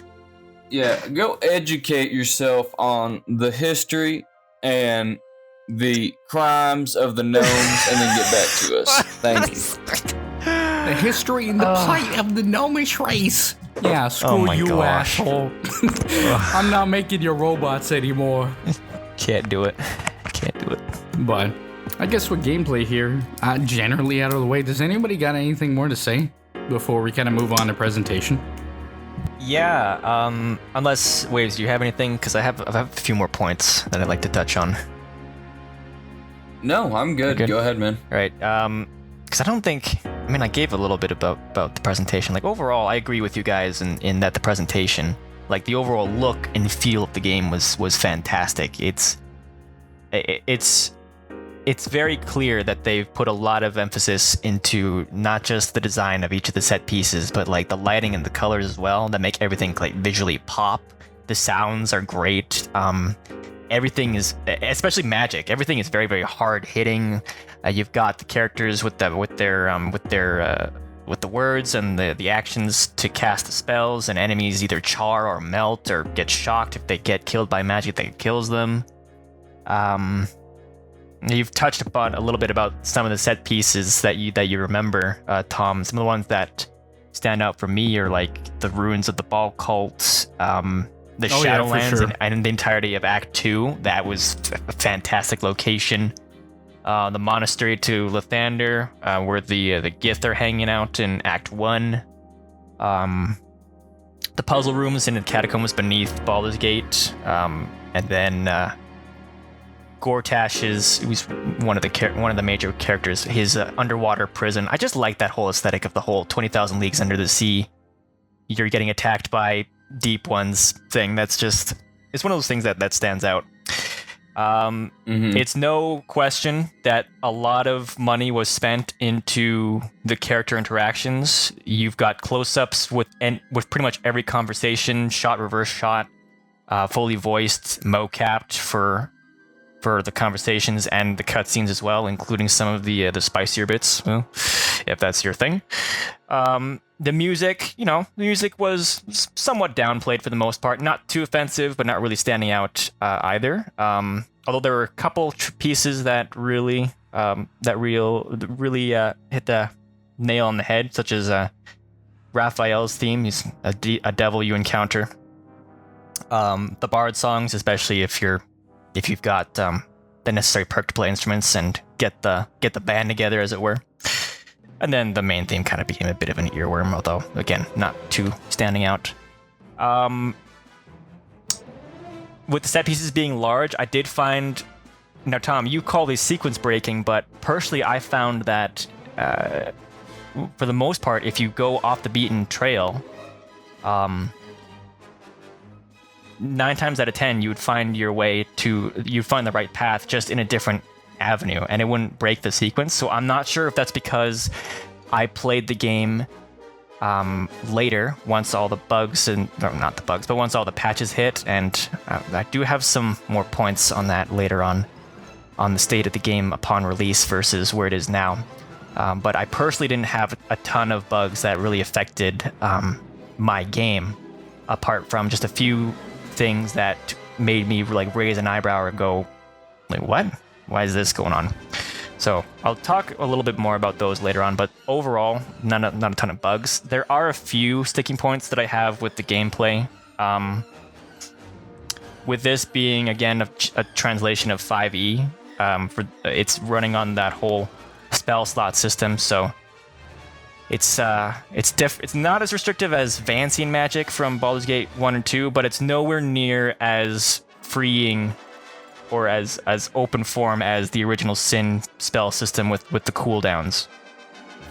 And I mean, like, in theory, spell slots is supposed to encourage variety on the spells that people know, but it really only leads to people being overly conservative with their stuff. You know, like how you get this magic potion that can save you, but you can only use it once, and then 9 times out of 10, you're not going to use it because you never know when is the right time to use it, right? So yeah, saving all your Phoenix Downs for the fight that never comes. All the Phoenix Downs, the fight never comes, the Master Ball for the Pokemon you never catch, all that nonsense. So, yeah, I'm not. This is more like me complaining about 5e in general, more so than Baldur's Gate 3. But because using the same formula, you know, it matters here too. Not a huge fan of how spells are handled in Baldur's Gate 3. And then finally, another sticking point I have with the gameplay. Video games in general are somewhat antithetical to tabletop. There are clear, obvious, optimal combinations in terms of your class and abilities that people tend to gravitate to, especially on multiple playthroughs. So, like, for example, there's one feat. It's called Alert. It gives you, like, +5 in initiative and immunity to surprises. It's pretty much a must-have for every playthrough because it's just that powerful of a feat.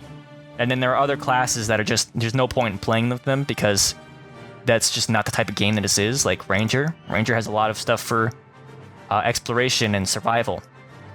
Not a whole ton of that comes up in this because all you need is someone to kind of level up their survival skills to find hidden dug pits, and camping is...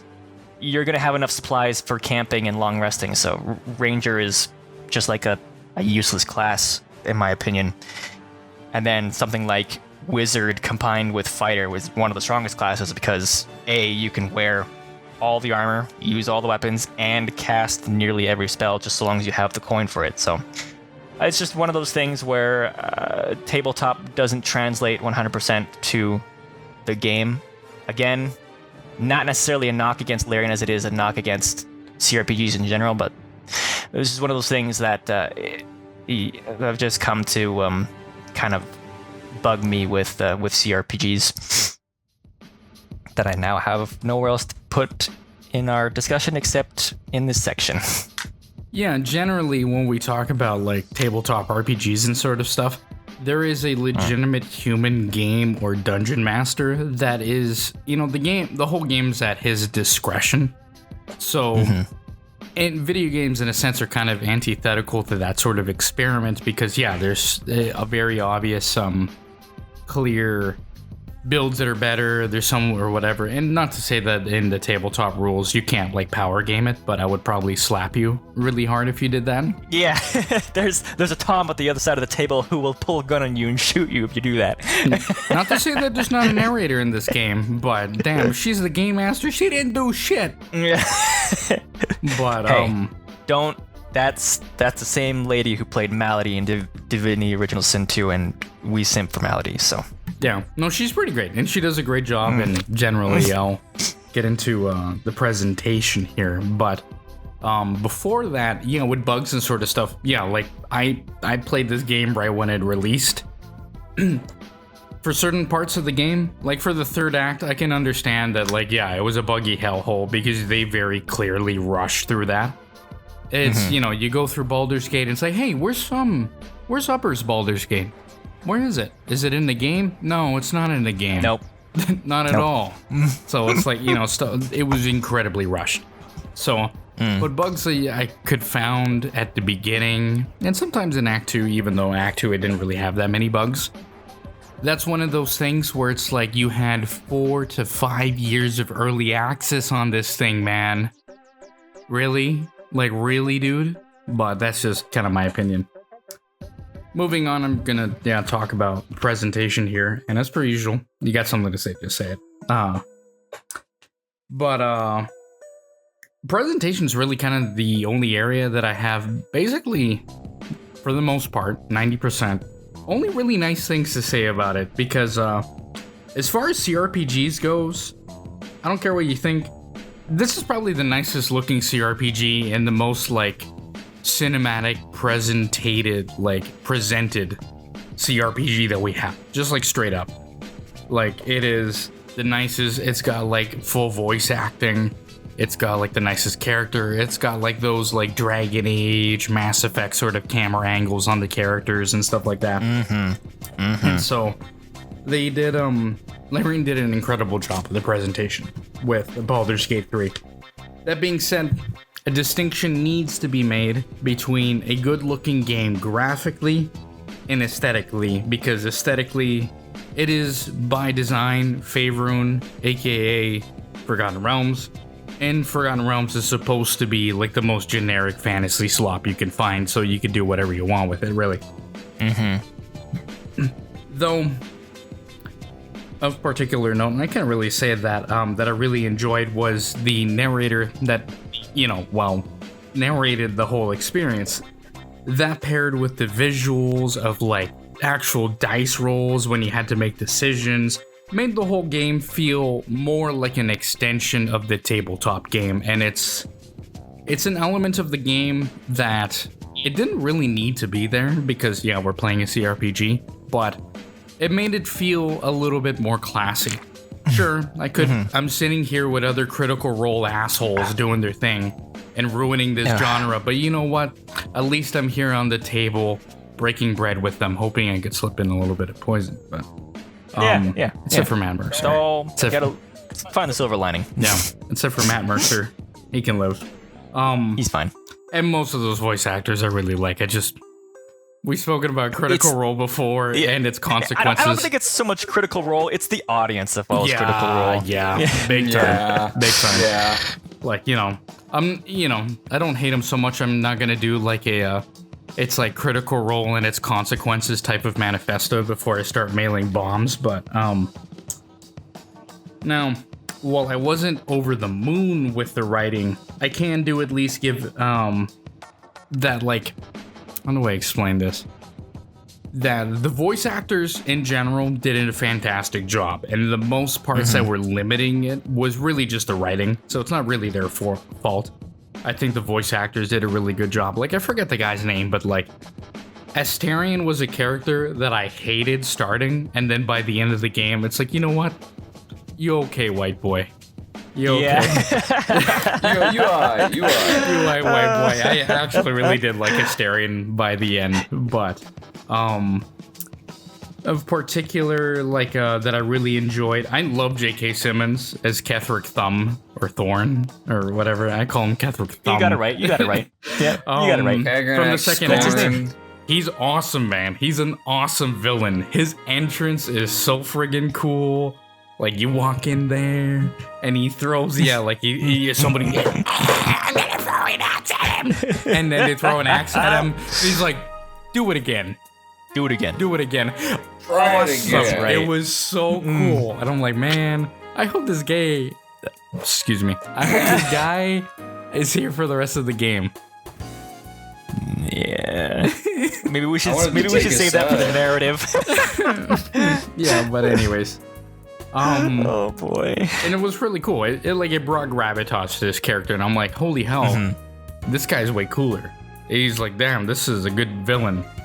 Though, I do gotta say, while the voice actors are talented, the variety of the voices at disposal, in my opinion, I just did not like in comparison to other CRPGs, and particularly if we're gonna compare it to the old Baldur's Gate games. And it's gotta do, and I'm sorry, British people, but it's like, I'm so sick and tired of hearing your British accent. It's not even, it's like, and it's not just the normal, like, it's like a very hoity-toity, like, British accent. If it was like, like you had like more chop, like, come on, England, let's score some goals, like accents and stuff like that. It would, and more Brexit accents in it. More Brexit. Some Birmingham, like a Brexit geezer accent. But it's like, every day I wake up pissed off because Birmingham is a shithole. Yeah. Now, it's interesting because, England by itself has like a breadth of accents, and this game is supposed to take place over, I'm assuming, a stretch of land that is maybe not as big as England, but close. So why they're only speaking the Queen's English, and not to knock on the Queen's English, because as a fellow royalist myself, I happen to respect it. But no, you're right, it is kind of boring to just hear kind of like the same type of voice over and over again with vastly different characters. So no, I'll give it to you on that. They could have, if they had more variety on the casting, it probably would have been. Well, and it's like, better. Even if you compare it, like, and I don't really want to do this too much, even though I did it anyway, so I don't care. But it's like comparing it to the original Baldur's Gate. It's like, look at all the companions in that game. Look at how like a vast like difference of like voice actors and accents that they all have. Like, you got like your Garrick, which is like your very like super, kind of like, hey, I'm the bard, like brave Sir Garrick laid the way, brave Sir Garrick ran away, like type stuff. And then you had like what's the other bard that like had who was pimping out the one girl basically, and he was like, yes, I'm much more evil, and things like that. Yeah. And then you had actual genuine like really great voice actors, like not to say there aren't great voice actors in Baldur's Gate 3, but like there was it's not Michael Clark Duncan, but I forget the guy. He's The one who voices Sarabok? Yeah, the guy who did Sarabok. That's like a very clear voice. I've heard him in a million things. The guy who plays Minsk is Jim Cummings, who basically is Pooh Bear. Winnie the Pooh. And it's just like these really old school voice actors. I've heard in everything and, stuff like that. But it really made a vast, swath of them. And a lot of, you're not going to get everybody. There's some people that are going to, I don't know if the guy who played Sarabok, I don't know if he died or if he's still around, but I think he's still around, but I don't think they got Jim Cummings back for this one. No, not at all. I heard that immediately. I think it was Matt Mercer or something goofy like that. Yeah, speaking of Critical Role. Yeah, which I do like Matt Mercer. He's a great guy. Yeah, but it's just really especially when it's with Sarabok or any of these returning characters and it's they're not the original voice actor. It's really grating. I'm sure if you played the original games 20 years ago, 30 years ago almost now, and you played this game now, then yeah, you probably wouldn't care. But I played Baldur's Gate 1 and 2. I didn't play all the way through. I played enough to get to certain portions and then meet new characters, and I'm okay, I gotta change the portrait so it's basically the server in different ways, which is awesome. I need to continue with that and get all the characters in so we can and then who knows, maybe we'll stream it or something like that and we could have some goofy thing. But we should play together. Yeah, for sure, that would be really fun. But I really cannot stress how grating the British accent is after 90 hours of this trash. I'm just saying. I'm gonna be real, man. I wish there were other accents. It's when Jim Cummings showed up, or not Jim Cummings, sorry, J.K. Simmons showed up, and it was holy hell, this guy doesn't sound like the rest of them.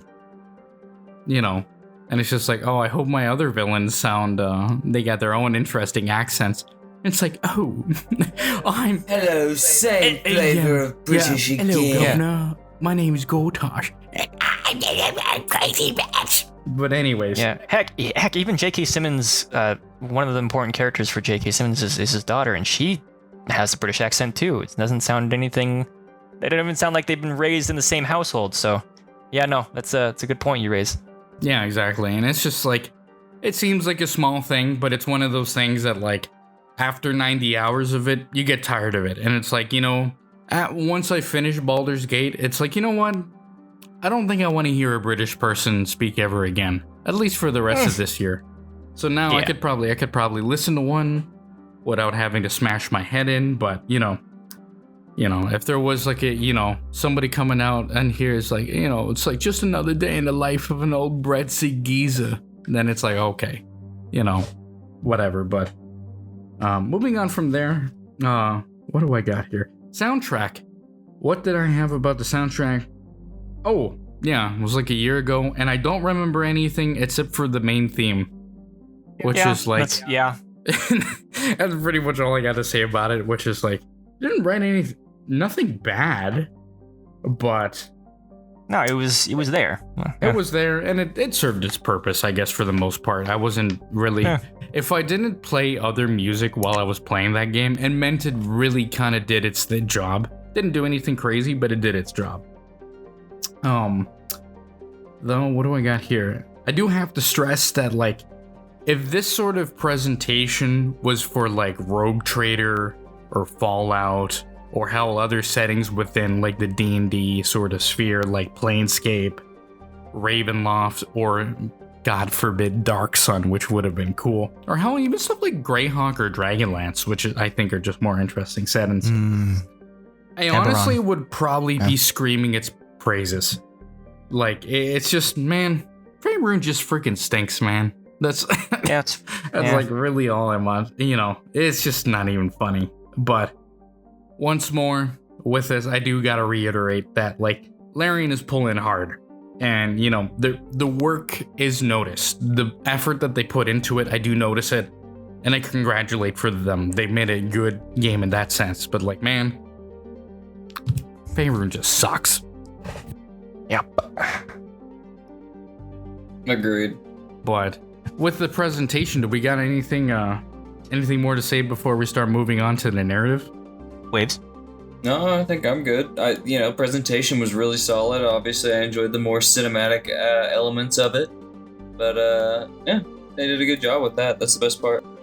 Alrighty, gang, so we finished the presentation here, and so from here on, we're going to move on to narrative, which I figure is probably going to be our thickest chunk out of all of these, because I feel probably everybody has something, maybe a lot to say, maybe not, I don't know, but as per usual, narrative-wise, I guess, Andrew, what do you got to say about this game? What do you got to say about Baldur's Gate 3?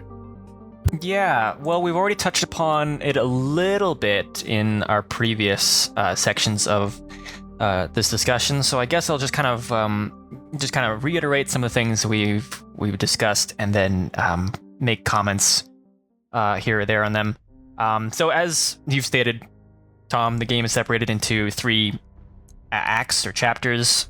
Act 1, as you said, is the densest. It introduces you to the majority of the cast. It introduces you to the mechanics, and it also does highlight how character choice and creation does have an impact in the game, mostly in Act 1, but it does carry over a little bit in the further acts.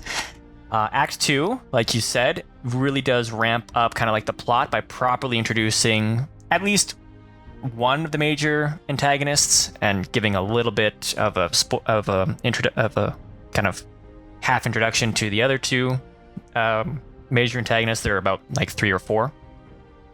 And then Act 3 is the conclusion that ties everything together, but whether or not it does this well will differ on a player-to-player basis, as Tom has already made perfectly clear. Yeah, you bet your ass. Yeah, Act 3 and 2. Act 1 is probably the most open compared to the other ones, and that's because it's got so much to introduce, and that's not necessarily a good thing. Its focus it can be all over the place depending on how you tackle Act 1 or how you go about exploring the different areas. Act 2 and 3 are definitely the more streamlined linear acts, more so 2 than 3. 3 does have quite a bit of density, but that's mostly the symptom of everything kind of leading up to that one, and because there's a lot of stuff that they need to tie over, especially with regards to the companions, that can hinder the overall experience if you find that tying up multiple loose ends to be too rushed, which it can be. Going further into how the importance of choices can affect later on,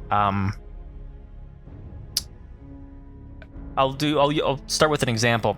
There's an encounter in Act 1 where you deal with an owlbear in a cave, and then this owlbear does have a cub, and you can choose whether or not to kill the cub alongside the owlbear, ignore them altogether, or let the owlbear cub roam free after you've brutally murdered its mother, which is a thing you can do, because Larian does not restrict the players from having the option to do pretty darn close to whatever they want, to whatever the player wants. So if you do kill the mama owlbear and you happen to spare the owlbear cub, it will appear later on in the game, and you depending on how you interact with it, you can essentially adopt this owlbear cub, as gruesome as that may be, into your camp. And later on in the game, this owlbear cub can actually help you in the final encounter. And in fact, the final encounter does have, as much as Tom, you were harping on it being kind of long and drawn out, and I'm not saying you're wrong, but I do like how it does illustrate kind of the effects you've had by allowing not just your party to engage, but a whole bunch of other companions that you've recruited as well. I personally thought that was a nice way of making sure that kind of nothing is left out, that everything you've done up to that point did have some sort of impact. Additionally, there are other story elements that crop up in later on in the game. one major encounter that you'll deal with in Act 1 involves a hag, and depending on what you do, you can engage with this hag again in Act 3, either with help from other people who are frankly sick and tired of hag shit, which that's understandable, or completely on your own if you've not garnered favor with her other victims. So while there's always kind of like an aspect of freedom of choice in CRPGs,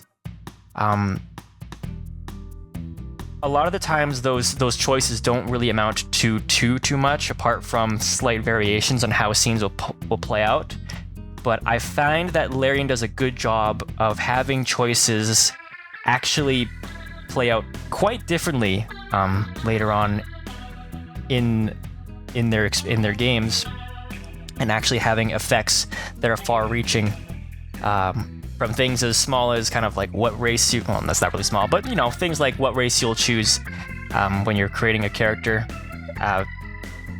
to whether or not you save an owlbear cub, right? So I personally do enjoy that the choices they do have a consequence that will be reflected at some point in the game, for the most part. Now, there is one sticking point that doesn't quite sit right with me, and that is kind of the big bad three. I know I haven't really talked about them a whole ton, apart from agreeing with Tom and his appreciation for Ketheric Thorm, or Thumb, depending on whatever we want to call him. And that's because the other two really have no presence whatsoever, right? The big three, yeah. Do it again. Do it again. Do it again. That's the big moment. The other two, they don't have their do it again moment. They really don't have a whole lot of anything going for them, which is a shame, because they're supposed to be avatars of the big three dead gods, that have been the kind of like the big bad in Forgotten Realms for, I don't know how long this setting has existed for. So you've got Ketheric Thorm for Merkel. He's undead. His god is for death. You've got Gortash for Bane, the Lord of Tyranny, and he's trying to become like a tyrant of sorts. And then you've got Crazy Lady for Baal. I call her Crazy Lady because I frankly can't remember her name. She is that forgettable.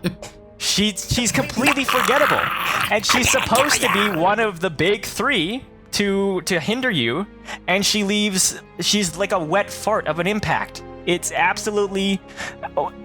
She's there. She occasionally appears out of nowhere. Oh, I'm following you. I can be any face. Okay, are you gonna do anything about it? Oh no. You take the companion that we. Her name, Andrew. Yeah, go ahead. Her name. Excuse me. Her name, Andrew. It's happening. It's happening. Her name, It's happening. Morty. Yeah. Morty. Thank you, Morty. Play the game, Morty. Morty. Her daughter. Damn it. Her name is Saravok's nasty, dirty hoe granddaughter. That's her name. Oh my gosh. That's her name. Yeah. Her whole family dynamic is weird, if you really get into the nitty-gritty of it. But yeah, no. And we will. No one know. Like, Waves, do you remember her name? Do you even remember interacting with this person? Because you didn't even finish the game. Yes, I do, but I don't remember her name. Exactly. She left no impact, and she's one of the big three. No aura, no riz. No, on God, no cap. She's a nothing burger. For real? Put that on my mama. She kidnaps. Her biggest contribution is that she abducts one of your party members, but it's always the one that you have interacted with the least. So yeah, where did it Halson doesn't go? matter. Yeah, for me it was like, hey, where did Halson go? He didn't say he was going anywhere. It's like, I've stolen him. And they're like, no, here we go again. Oh boy. You're like, oh, okay, good for you. And additionally, further on to Tom's previous point about how the narrative is disjointed, because like, as I sit here and I was writing points to discuss, like it really was disjointed. Because the big three, they're supposed to be aligned with getting tadpoles into people for a master plan, right? Except that's not at all the case. Ketherick Thorm, the most memorable one, played by the fantastic J. Jonah Jameson himself. He's not looking for pictures of Spider-Man this time, but he's looking to revive his wife and get back his daughter, which has absolutely nothing to do with the main plot, with the main goal of subjecting people or whatever. That's Gortash's plan, is to somehow use the tadpoles and the illithids to subjugate people and become a tyrant. And then murder hobo lady is just there to murder people. So you've got all these people who are supposed to be aligned, the big three, only one of them is memorable, and if you really stop and think about it, their goals don't align at all. So the main people, the main big bads, they're all over the place. Two of them are forgettable, and it's only loosely tied to this whole notion of tadpoles infecting people. So all in all, while the game was fun, and I do remember everything that happened, like nothing for me personally was like, none of the major plot beats were forgettable.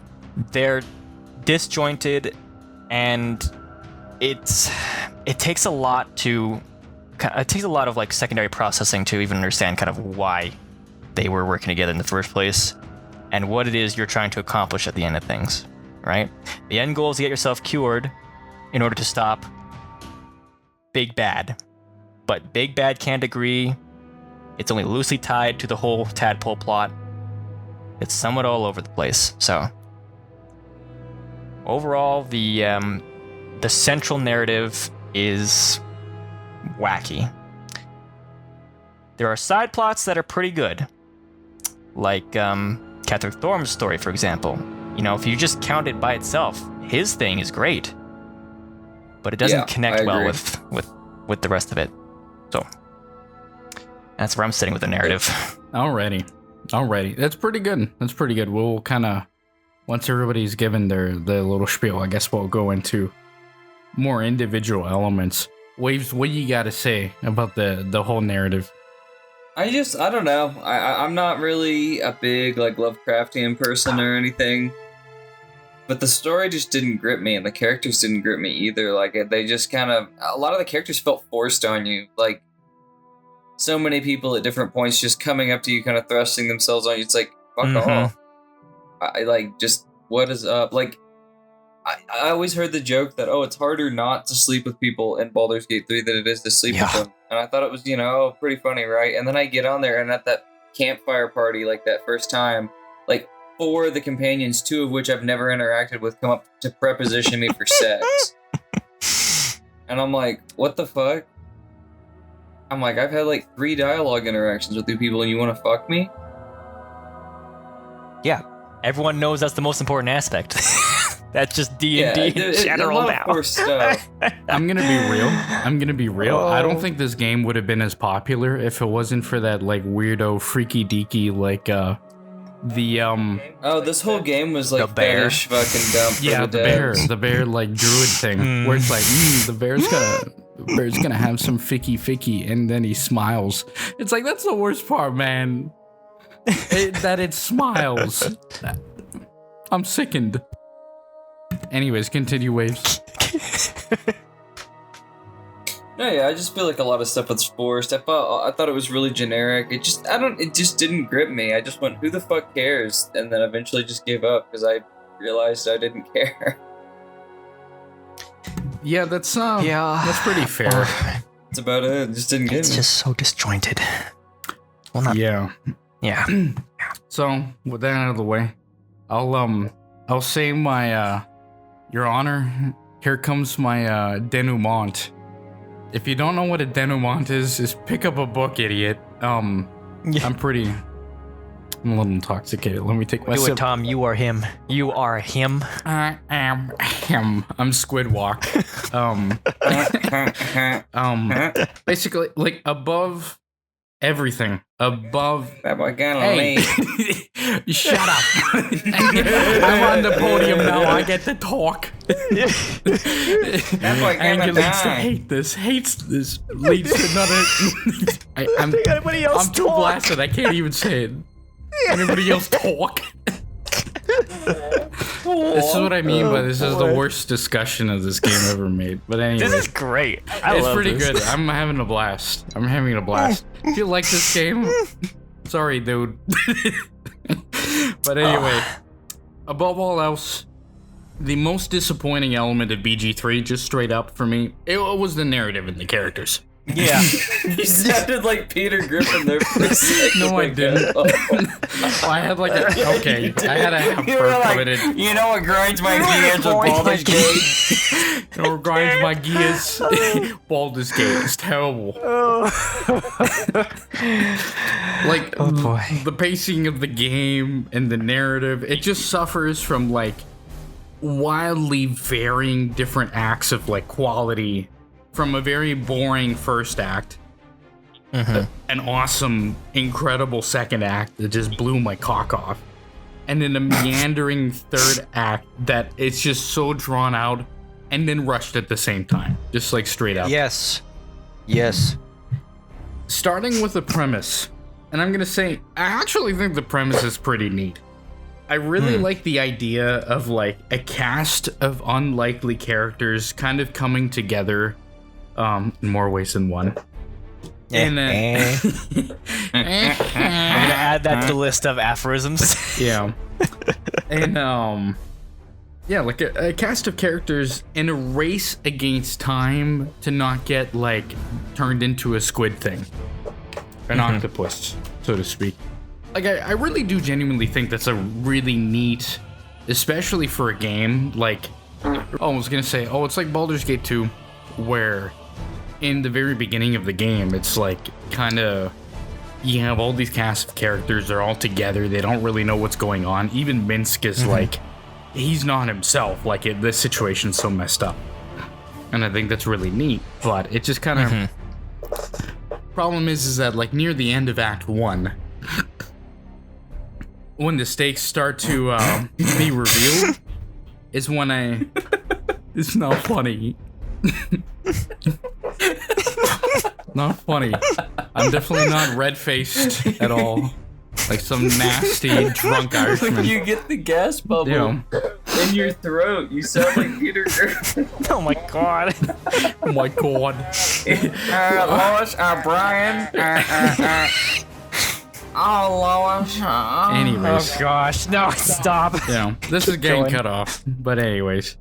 Yeah, when the stakes start to get revealed, I think it's when it gets out of hand. Like, I'm not really a big fan of like this absolute stuff. I thought at first, I'm like, okay, this is kind of interesting, and like I wonder what it's about, but it felt like very disjointed from what the game was about until like the big reveal of what the absolute is. And it's like, that brain is not the size of the writer's brain, I'm just saying. The main quest, to me, it could have been smaller scale in nature and more character-centric instead of having to delve into, like, by the end of it, it's like this, it's kind of like a cheap way to say it, but it felt like this, like, Avengers Endgame ass, like, you know, it's like, here comes all the people from the game. Oh, okay. If they had Thanos come out, though, I probably would have swayed Yeah, back. if Thanos came out, and especially if it was Turkish Thanos. Turkish. Albanian Thanos. And then he snapped the game away. But it would have been different, but it's just like, if it was smaller scale, I think I really would have liked it more. Having this whole diverse cast of characters, which at the beginning have like ulterior motives and conflicting interests, I think is really interesting, especially if it if it was just about trying to get these tadpoles out of their head. Like, because you got Shadowfart that's got like the artifact that's like different. You got like, you know, Lae'zel that has she's a Gith Yankee, and clearly that artifact is important to her, and they're going after it. And it's like everybody has like their own thing going on that they could have easily, in better ways, introduced it and injected into the greater overall narrative to make like drama, make better drama, where it's like, well, crap, I gotta choose between this person and this person. You know, it's like, in order to continue with it. You know, the sort of thing where it's like, well, maybe I have this thing and this will help us get the tadpole out. And it's like, this other character is like, well, I'm not going to help them at all, blah, blah. You know, and then it's like, okay, then it'd be cool. You have a choice. Like, do I kill this lady and continue this way? Or do we kill this person, not know what this thing does, and then continue with the game, try to find a thing? I think there's a lot of ways it could have been done more interesting instead of the ways that it got revealed in the end, where it's like, oh, it's actually about this. Oh, that actually, and these guys are involved. And then these guys are involved. And then these guys are involved. And then these guys are involved. And it's like, oh my goodness, it never end. Who else is going to be in this game? Who else is going to be in this damn game? I bet I'm not going to see Elminster. Okay, that was a good cameo, though. I'm not going to lie. I'm not even... I like it. You know what? This is one of my personal gripes about Faerun. I don't like creators inserting themselves into the thing. And that's what Elminster is. Elminster is just Ed Greenwood. Ed Greenwood's the creator of Faerun, Forgotten Realms. That's just his OC. It's his donut steal, my OC, most powerful wizard on the planet. And I hate him so much. I can't stand that. Anyway, that's off topic. How you feel about Elminster is how I feel about Gale. Because Gale is like the biggest Gary Stew in this entire game. He's a bigger, nastier Gary Stew than Anders in Dragon Age 2. Which, like, we're not going to get into Anders in Dragon Age 2. Because, like, man. One, I don't want to spoil it for Waves when he does eventually want to play through those games. At gunpoint, probably, but... Hey. I'm making a joke, okay? I'm making a I'm making a poorly tasted joke. But gosh, this is getting to nasty territory. Gale is the nastiest, biggest Gary Stew. Where it's like, I got a bomb in my chest to kill the Absolute. Also, by the way, I slept with the goddess. Also, by the way, I love her so much. Also, by the way, I'm the one that needs to solve everything. And then it's just like, oh, by the way, I got a bomb in my shoulder as well, or whatever. And I'm like, oh my god, really? This will be. But then you have like other characters where you have like Shadow Fart. I'm not gonna call her Shadow Heart because Shadow Fart's way funnier. Where it's like it is. Ever since you called her that, like, it's the only thing I can call her. It's pretty funny. And it's like her story dealing with like the Sharon cult and society and stuff like that is really interesting, especially if you like basically bring her back and then her hair turns white because the writers are hacks. And that's all they can tell. She's good now. I got a few things to say on that, but I'll touch on that later when we get into our miscellaneous category. So funny. That's like Roland Emmerich like tier like writing where it's like, she's got white hair now, she's good. Yeah. I'm like, oh my god, you can't be doing this to me, game. Really? Or like with Astarion, where he's got like his stuff where it's like, I really didn't care for most of the game, and then you get to Baldur's Gate and it actually happens. Like, oh, okay, this is actually really neat. This is actually really good. It also really helps that the guy that voice acted him is really, really, really damn good at it. Where he went from this character where it's like, I couldn't care because it's like, I'm hoity-toity and I don't like him. And it's just like, to the end of the game, it's like, damn, it's like, yeah, we're gonna kill this guy, dude. We're gonna kill him, man. I couldn't give a damn about anything else, but I want to see these characters' story end. There's so many different ways where it could have been way more personal and character-centric that really could have... Like, there's so many characters that have kind of, like, ulterior motives and conflicting, I guess, conflicts with, like, different characters. But it doesn't really work if you're kind of like me and you started the game and it was, like, Shadowfart was like, oh, it's this lady. And then Lae'zel's like, no, leave her behind. She's bad. She's a Sharon. And then I saw Lae'zel in the cage. It's like, let me go. Wah, wah, wah. And then it's like, oh, well, this lady wanted to do this. Like, well, she's a Sharon. And I'm like, you know what, bitch? I'm going to let you die because I'm not dealing this whole game with it, okay? And that's the issue where it's like, it could have been there, But from the get-go, it was so uninteresting, and I was so like, no, I don't even want to hear it. Where it's like, I'm just gonna let this character die. Also, because she's ugly. Yeah. Because Gith Yankee are ugly. Aww. They are. I'm sorry. That's well. But like every character has more than enough baggage to make getting the tadpole expelled compelling in its own way.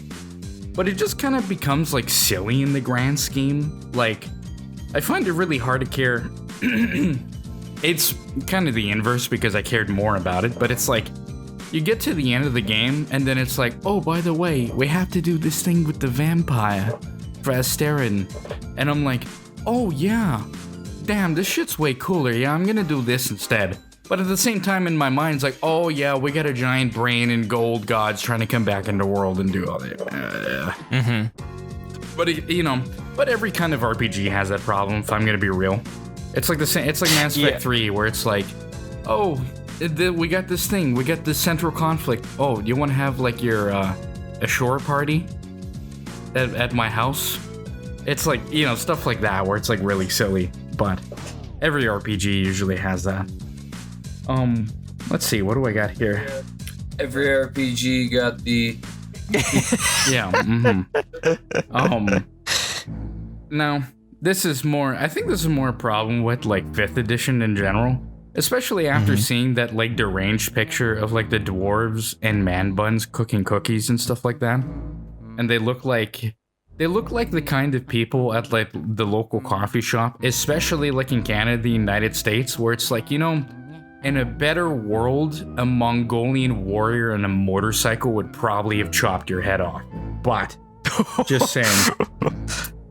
It has this Critical Role stink about the whole adventure. Like, it's got this Avengers Endgame ending that's just like, oh, all these characters I couldn't give a damn about come back to the end. And then it just has like, oh man, just all this like generic fantasy Faerun slop that you gotta deal with. Like, oh, the owlbear. You remember the owlbears? They're in the book. Oh, gnomes! Oh, my name is Gimbledock. And it's just like, and then, oh, fantasy. It says here fantasy with an exclamation mark. I don't even know what I put there, but it's like, yeah. This is like, there's other parts here too that kind of have me like, maybe it can be explained. It could be a bit different. And I think it maybe just a style difference sort of thing. But there's like some changes to like the fantasy races that have me tilting my head. One, was there an orc in this entire game? Yes. I don't remember. Do you mean like, when you say that, do you mean like... I know we're not supposed to... Orcs aren't supposed to be orcs anymore because... Oh, are you talking about like a pure-blooded orc? Yeah, like orcs. Oh, no. No, there weren't. Yeah. They were not. Isn't that odd? It was half-orc. There's like a half-orc, yeah, but it's like, there's no orcs in this game, which I think is odd. I understand why. Because some very, not racist people at Wizards of the Coast think that orcs are supposed to be people they're not. They're supposed to be nasty, disgusting, filthy barbarian creatures that want to kill you. They're not supposed to be an XP for some other race. But that's just dumb idiots at Wizards of the Coast doing their thing.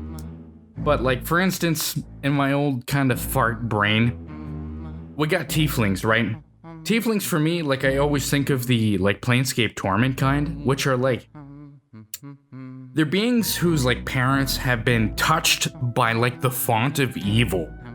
Like they are scarred physically, and they're basically like eternally damned. Like their soul is just damned before they were even born. Sort of stuff. Like, and in this game and in this setting, they're like the equivalent of gypsies. They're like untouchables. You're not supposed to deal with these kind of people. Like they're distrusted, they're looked down upon, and whether they like it or they're not, they have been touched by the font of evil. These are like naturally evil people. I know Wizards of the Coast has gone against where it's like there's nobody who's naturally evil anymore. Which is like, come on, dude, it's a fantasy setting, but beside the point.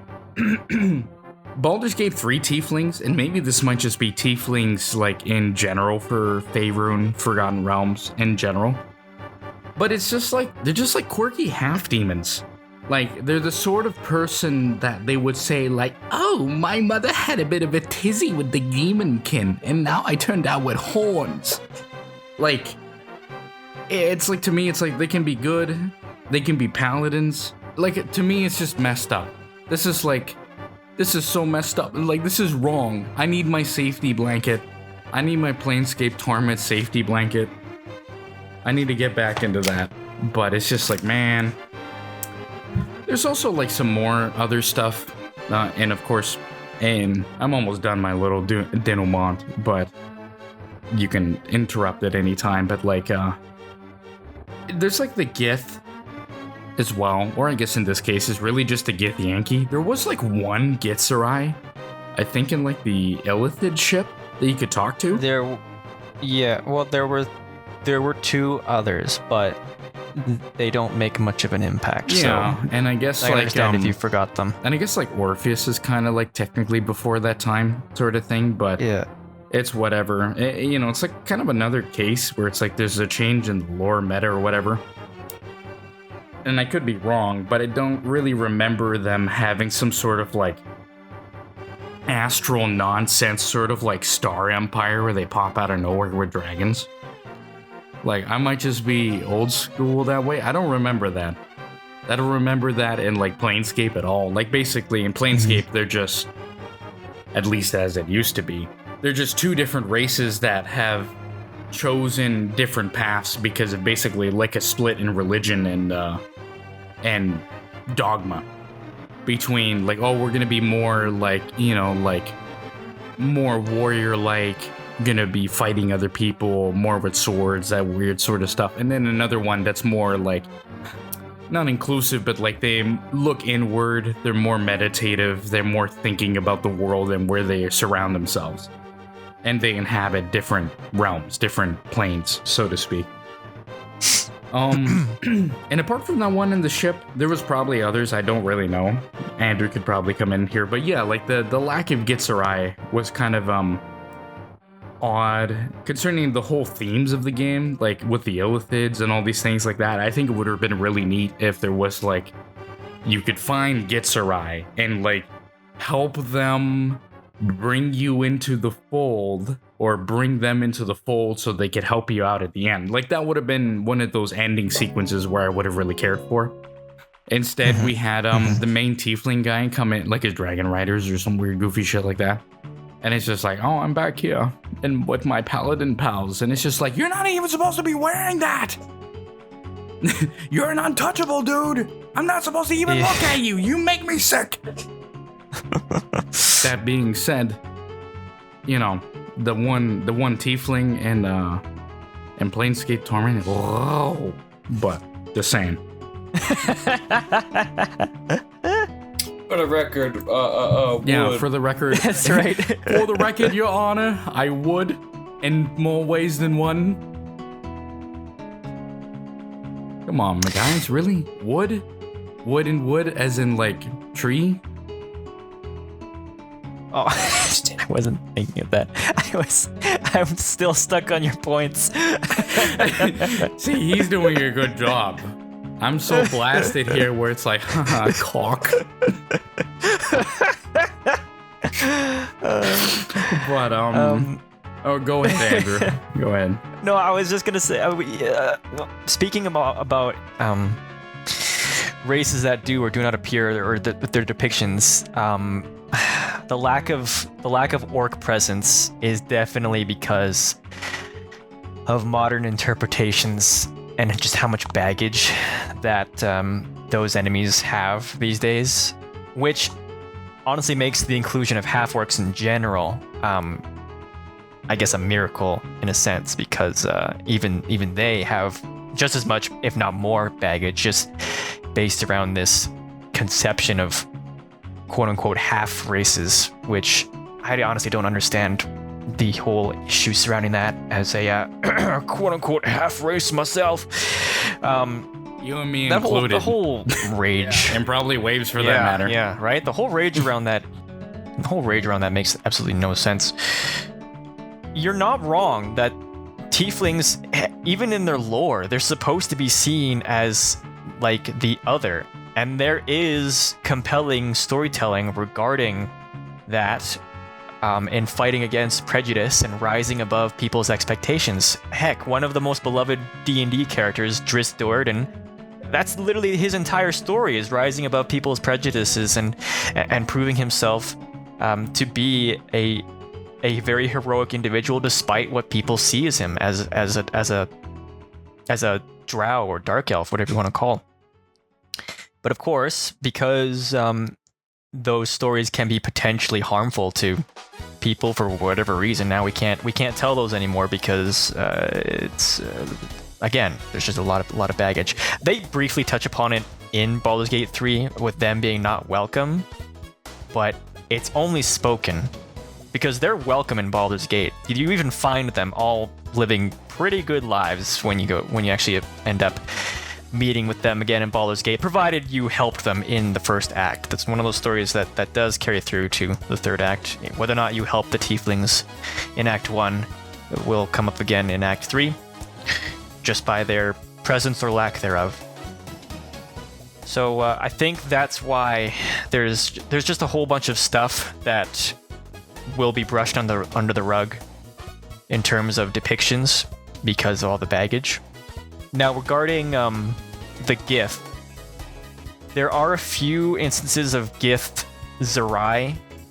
You mentioned the character of Orpheus. He's a very plot-relevant character, particularly in the third act, and regarding one of the companions you can have, Lae'zel, herself being a Gith Yankee. The Gith Zerai do make an appearance. They only appear as enemies. You don't get to interact with them. So, again, it's a perfectly understandable as to why anyone would forget them, because they are a one and done sort of interaction, and you don't even get to figure out kind of why they're attacking you or why they're separate even from Lae'zel. Because like an outsider being introduced to the Gith in general would just see them as the same, just they happen to be monks and the Gith Yankee happen to wear armor. So that could have been handled a lot better, just to give kind of a better or more clear make it more clear as to why they're attacking, why they see Lae'zel and the Gith Yankee as separate or as enemies. And it would have been another dynamic to explore regarding her story. But of course now I'm getting into the companions themselves. All in all, I do agree with your guys' sentiment that in the first act, when they're first introduced and the whole getting the tadpoles out of the brain is front and center to the plot for the most part, and they all have their own baggage, but they also have their own reasons and potential avenues to pursue as to get rid of them. And that is great because it ties in with the central narrative of getting yourself cured.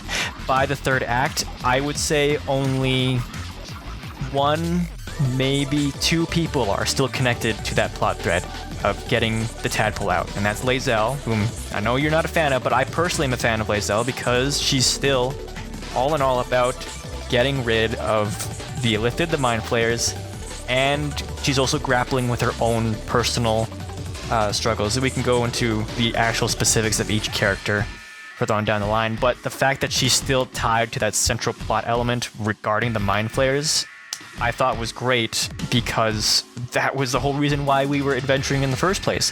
Whereas a character like Shadowfart, for example, her arc has absolutely nothing to do with the tadpoles. In fact, she's the main character of probably what should have been like a side game or like a DLC or something, because beyond her having the artifact that is of importance to both her and Lae'zel, once that is resolved, there's nothing else tying her to the plot beyond the presence of the tadpole in her brain, and she contributes nothing to the plot of getting that removed. Like, her thing is entirely separate. And Astarion too, much as his story is compelling, and it is genuinely compelling, again, he's another character who is only somewhat connected to the plot of getting rid of the tadpole. Well, actually, I should clarify, he doesn't actually want to get rid of it, he wants to control it because of his baggage. But yeah, by the end, the issue with all the companions being brought together with a centralized plot gets brushed under the rug real quick because their plot points, their individual stories really don't align with the central thing. And that honestly might just be a result of this being a D&D game in general, because 9 times out of 10, if you're playing with other people, everyone's making their own characters on their own time. They're not really communicating with each other unless you do like a dedicated session 0. So everyone's reasons for being together tend to be kind of loose, and then by the end of it, they all have their own goals that don't even align with the central plot in general. So I think that honestly might just be a holdover of D&D by and large, right? Is this disconnect between the characters and their reasons for adventuring together and adventuring within this central plot that is supposed to be keeping them together. Yeah, no, for sure. I do think it's kind of a holdover from that. To kind of like go back into it, like to go back to like Tieflings just kind of briefly. The most interesting stories with them in different settings, especially Planescape, which I'm going to keep going back to because I like it the most out of all the settings, but it's this genuine idea of like somebody who's legitimately damned doing good things. Like that sort of like fight against destiny, fight against fate, I think is really, really interesting. And they've robbed the Tieflings of that. It's just like, when you go into Baldur's Gate and there's just like them hanging around like normal, it's just so like weird to me. It's like these are like, if they're in Baldur's Gate, they're in their own ghetto, straight up. Like they're in their own quarter. They're separated from society. They're not trusted. They're not supposed to be trusted. That sort of thing. And overcoming that prejudice. I'm surprised they were even welcomed in the first place, because by the time you reach Baldur's Gate 3, they're having a refugee crisis. So the fact that they'd even be allowed within the city walls is incredible, really, if you stop and think about kind of what the public perception of them at large is supposed to be. Yeah, exactly. And it's just that, like, you go into like the tavern and it's like the one like it's the one tiefling like chick that's like the bard lady or whatever. That's like, oh yeah, I'm here now, and it's like, yeah, I'm still would. Any day now, please. Still would. The game was trying to be horny, but it wouldn't let me. Disgusting. Man, That's because she gay. You should have been a chick, that's why. Well, that's why we think our online artists that make all kinds of nasty, disgusting, filthy smut on the internet. They can solve this problem for us. But yeah, it's true. It's true. Waves, you got anything in between these two dorks, aka me and Andrew speaking? You got much to say from your perspective? No, not really. I've just been enjoying the conversation, honestly.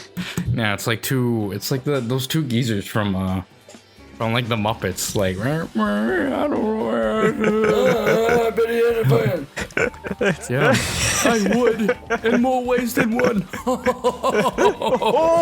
Hey, this slop ain't half bad when you don't have Tom in your ear yelling at you.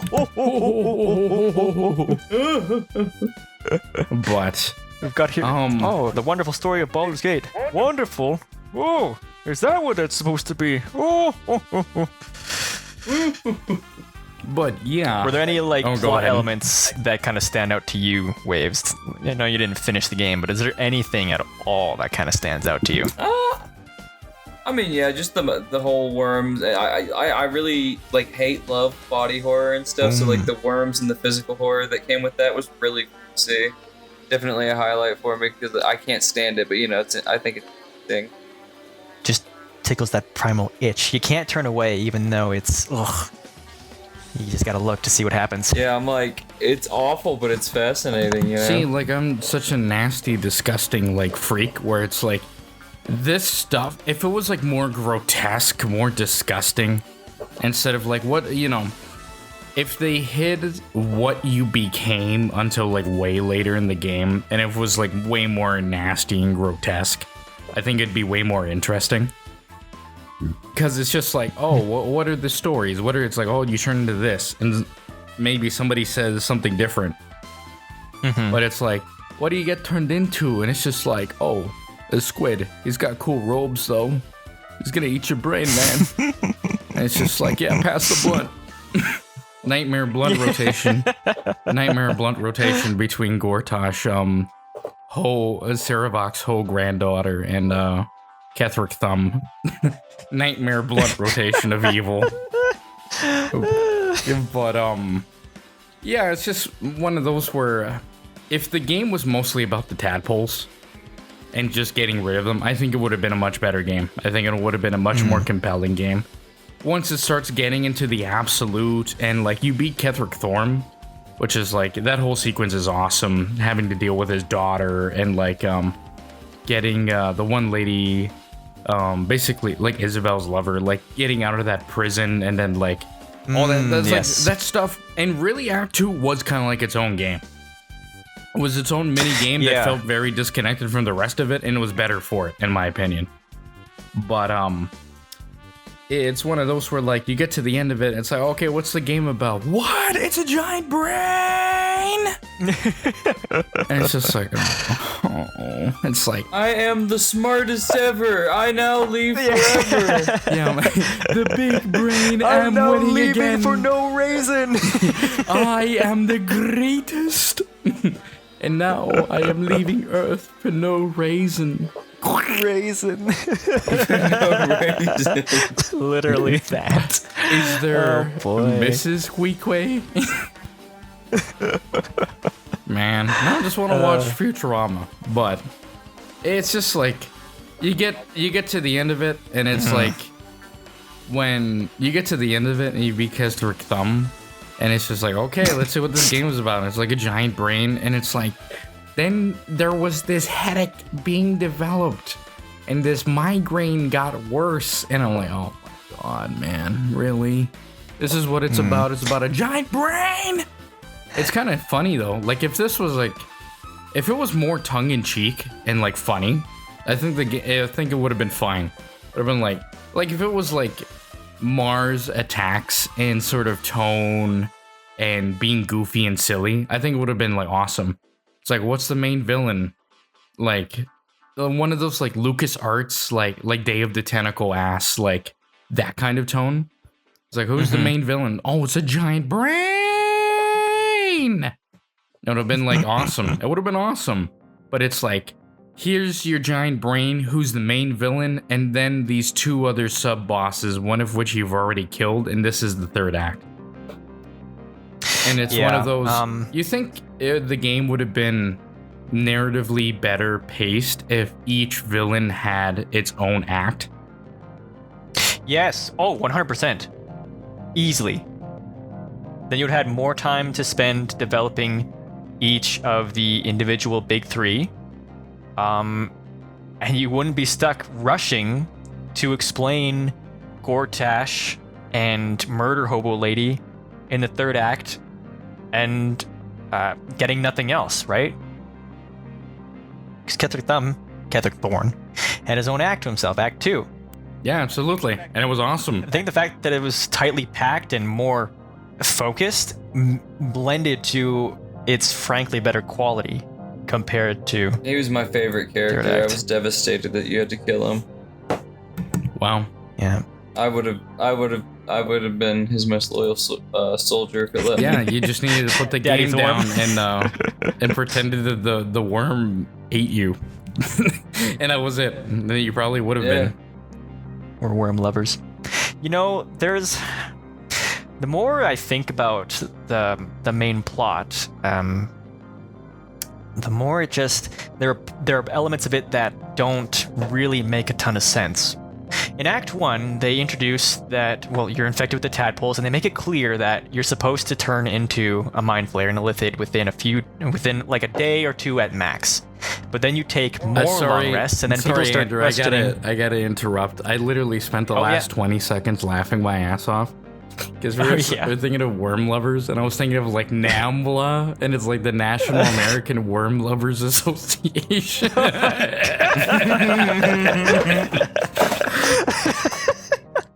The National.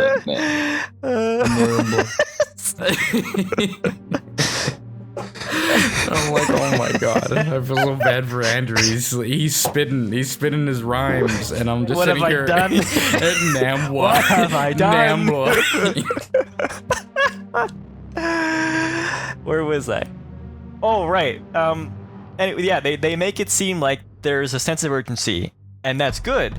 But then they also address when these terrible events don't come to pass, and everyone's questioning, oh, nothing's happened yet. Oh, maybe we've got an extended clock, or there's something else. And then they make it. They do a good way of addressing the urgency while also allowing you to take the quote-unquote time to explore this area, because they make it clear that there's something guarding you. And I mean, when you're creating a character, you have to also create a quote-unquote guardian. So yeah, there's literally something protecting you. But when you reach the third act and they introduce Big Brain, again, the urgency is reintroduced, but there shouldn't be anything protecting you really by that point, because your guardian is weakened and Big Brain is no longer being shackled by the Big Three, because you've killed one of the members of the Big Three. And there's no reason to think that you would then align with the remaining two to keep Big Brain shackled, because A, at the time, you still don't fully understand what's going on, and B, there's nothing to suggest that you'd even know how to keep it shackled, considering you only have one of the three MacGuffins to keep Big Brain shackled. So realistically, Quick question, Andrew. Her sense of urgency is not addressed properly. Sorry, Andrew. Yeah, I was going to say, quick question, Andrew, Yeah. and a very stupid question for I love a very stupid drunk questions. me. After the end of the second act, where did they park the brain? Parking the brain, even that's kind of stupid. Where did they put the big brain? I forgot about it. I don't. It was somehow. I think it's underneath the castle, but It was something I don't know. stupid. It was like, where is his brain? Where has it been the whole time? Because I thought about it, like, I why don't don't we know. just beat it up? We almost did. And it's like, whoa, it's some, and I'm like, holy crap, I can't believe the narrator doesn't know what to say. no, it was in its own realm. Now I remember. Now it was in its own realm, but you couldn't get there for some reason. That's right. But you can in the end That's game. right. Yeah, it's in You its can own get thing. there in the end It's got a game. giant face, too. Can't get there now. Got to get there at the end game. That would have been me if I was the dwarf. Damn, where they park this brain? Where they park brain. I hope they're paying for the parking. That would have been, yeah. It's just like one of those like robot like mall cops that you can find in Baldur's Gate, like Gortash Link. It's just writing up a ticket for the brain. Oh, that's where it was this whole time. It was in the upper quarters that we haven't seen because we haven't made yet.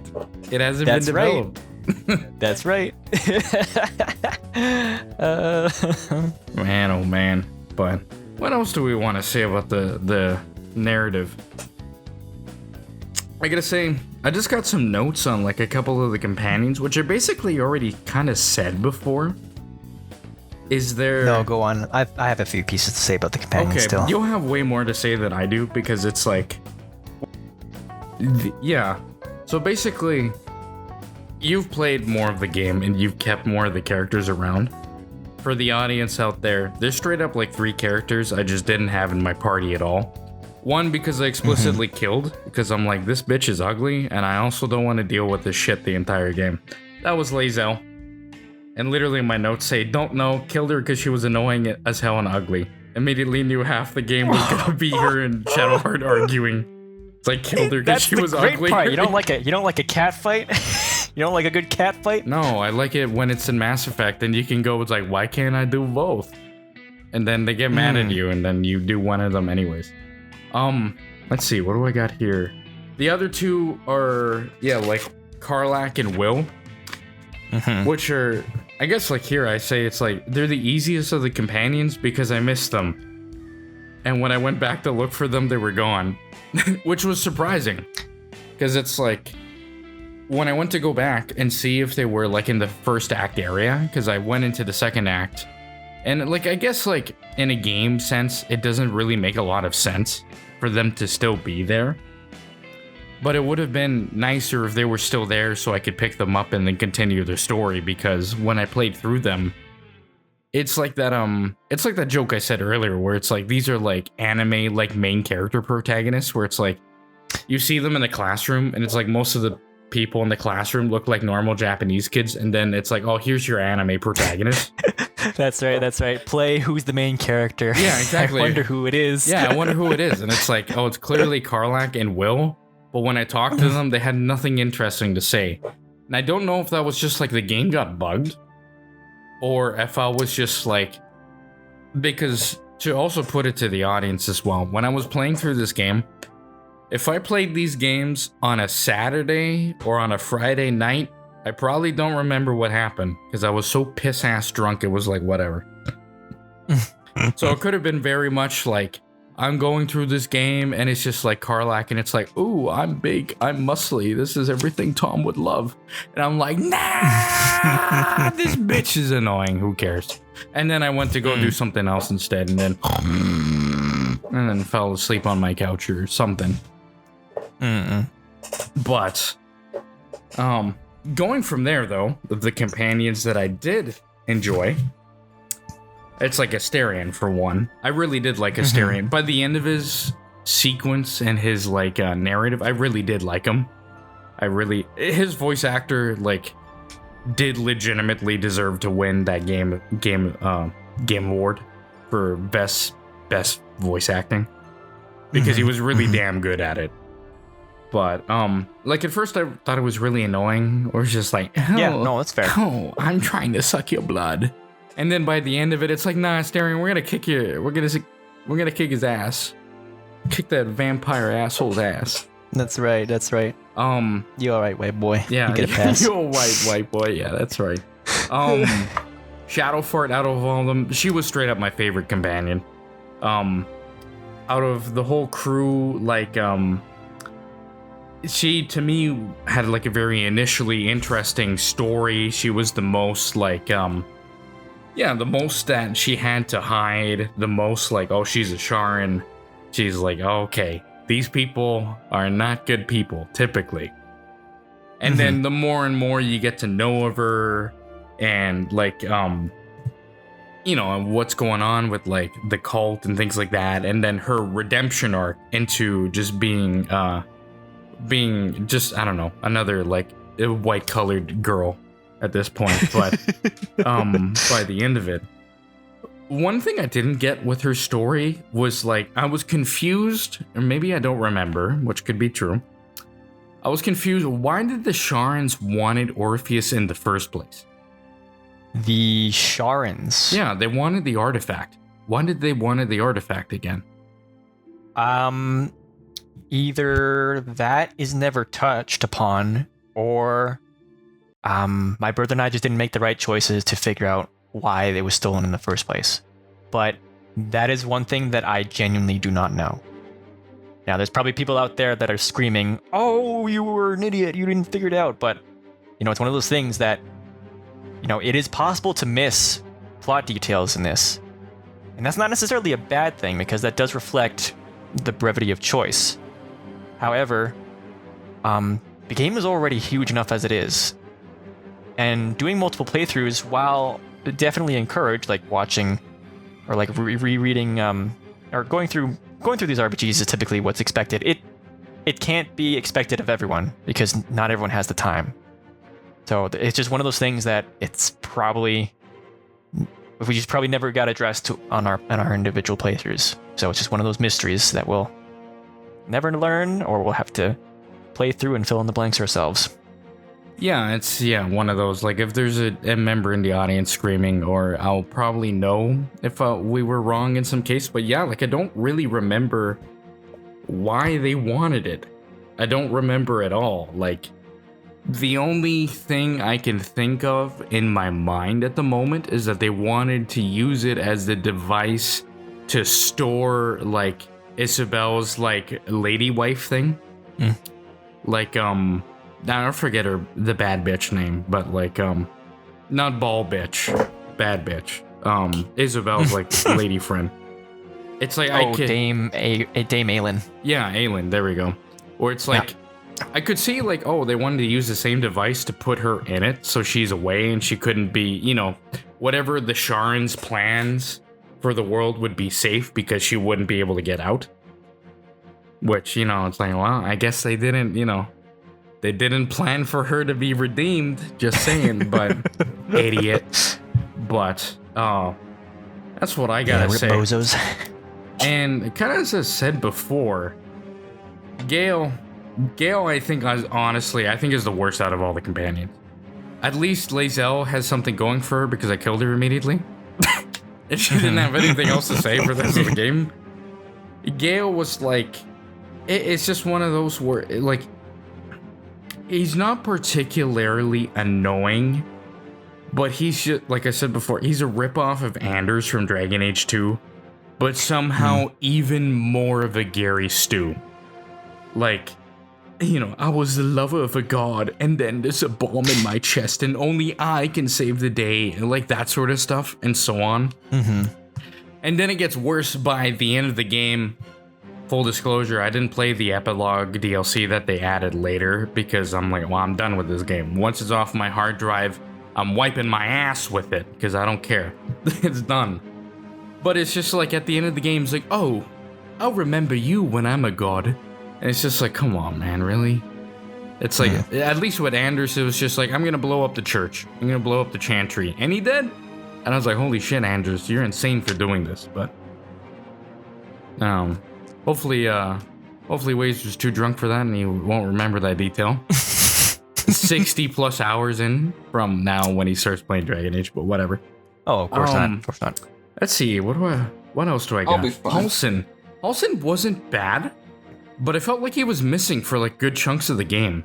Is that just me? Because like, no, he shows up like at the end of Act 1, or at least like near the end of Act 1. He's off doing his own thing in Act 2. He's like there at the start of Act 3, and then because I didn't really talk to him, mostly because I felt because he wasn't around, Ball Bitch comes and takes him. And so it was one of those where it's just like, I felt like he was missing for half the game, and I kind of liked him.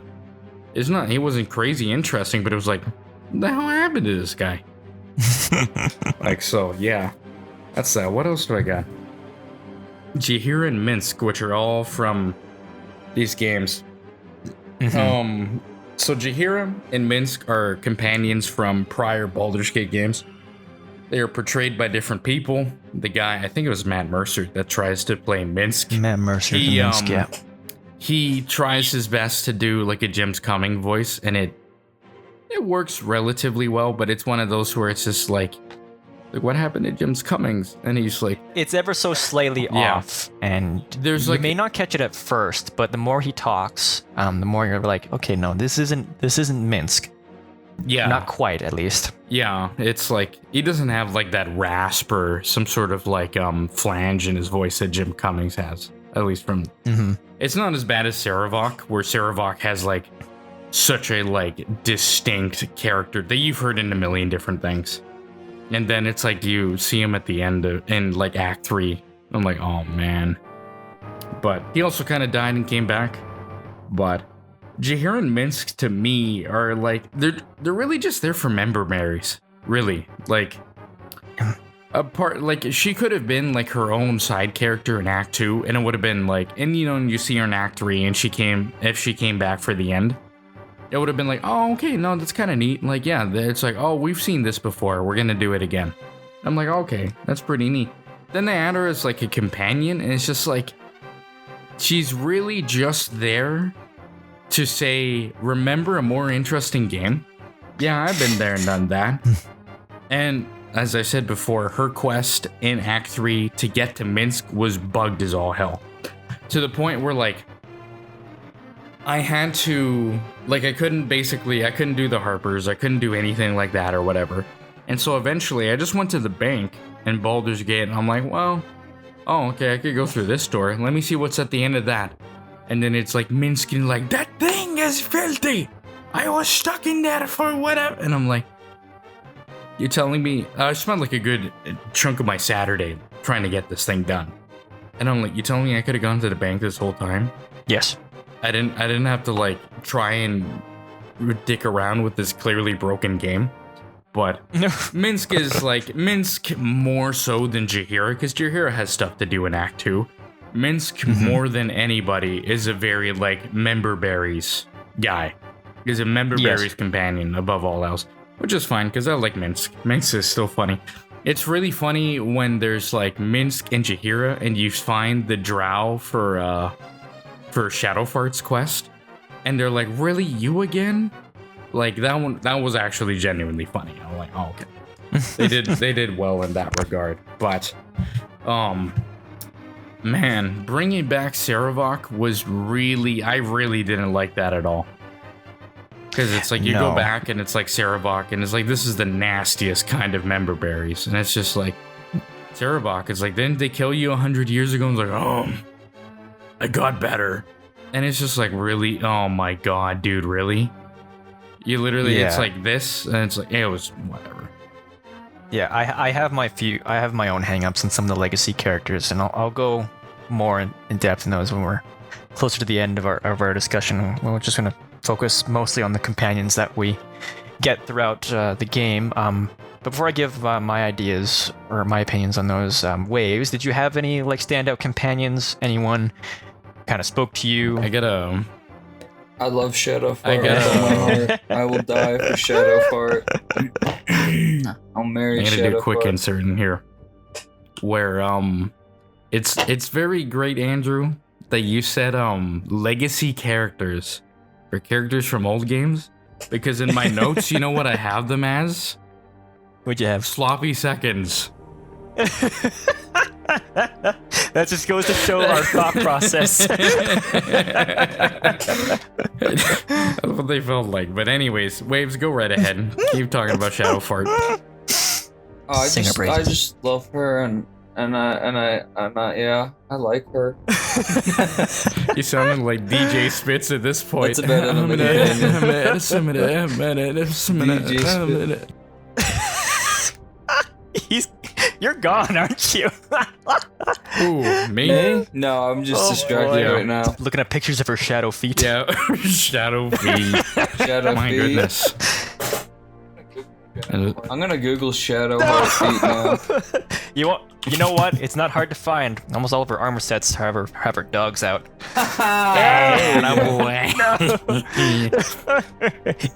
Yeah, boy. Oh, she ain't got sandals on. Let me.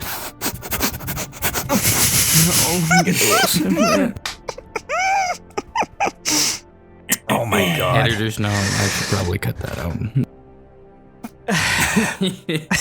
Boy, you got anything else to say, Waves? The people wanted this. People wanted this. No, we're probably getting this all in because this is deranged and funny. Sadly, I got busy at work, so this was the end of my notes. So, I don't know. Do we have much more to say about the narrative and characters? I've got a few things. Okay. So, commenting on what you said about how you lost access to a few characters, I genuinely get the feeling that even if you had recruited them, they wouldn't have stayed with you for long, because these guys are Karlach and Will are the unequivocal good guys, the boy and girl scouts of the party. Like, if you do evil acts and you do too many of them, or you do unforgivable genocidal massacres, they will leave or attempt to kill you. Blowing the shit out of gnomes is not an evil act. That doesn't count. But murdering tieflings, for example, does count. And they will leave you for that. Well, I mean... And I personally... Karlach has a racial bias, I think. I'm a little biased in my opinion. Maybe. I mean, she is a tiefling herself, so, you know. But anyway, that feeds into the whole, your choices do have consequences. And then, no character is sacred, right? There's no one who's given eternal, or given protections by Larian. They do let players just kind of, if they want to, screw the game and do what they want within the confines of the narrative, of course. But, the characters aren't sacred. Now, if you do manage to stick... They let you screw the characters? Well, that too. They let you screw the characters and screw with the characters, so... Oh, okay. There's both. More ways than one. Or Yeah. 2 or 3. Exactly. There are more implements to stab. What am I going with this? Oh, right.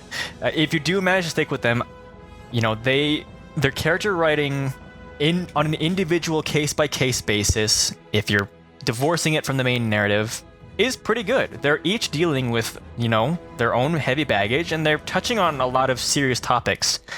Abusive relations, insecurity, childhood abductions, mortality, and then conflicts of faith, for example. All these things are touched upon by the companions, and for the most part, they're handled fairly well. Some more than others. Some are definitely standouts. Astarion, for example, we've already gushed about him for a bit, but he's an example of a character who was in an extremely abusive relationship, had a horrible kind of upbringing with regards to his I guess, parental father figure, because of how vampires work, and he was essentially abused and kept a prisoner within a horrible situation. And by the end of his arc, and the performance that is delivered by the actor, like, you really genuinely feel for the guy once he's dealt with the vampire at the end of the things. And then, for example, Lae'zel and Shadowheart having to deal with essentially being abandoned by their organizations, depending on actions that are taken. They deal with They deal with the crisis of faith, not just among each other, but within themselves, because their whole worldviews get shattered depending on how you handle with them.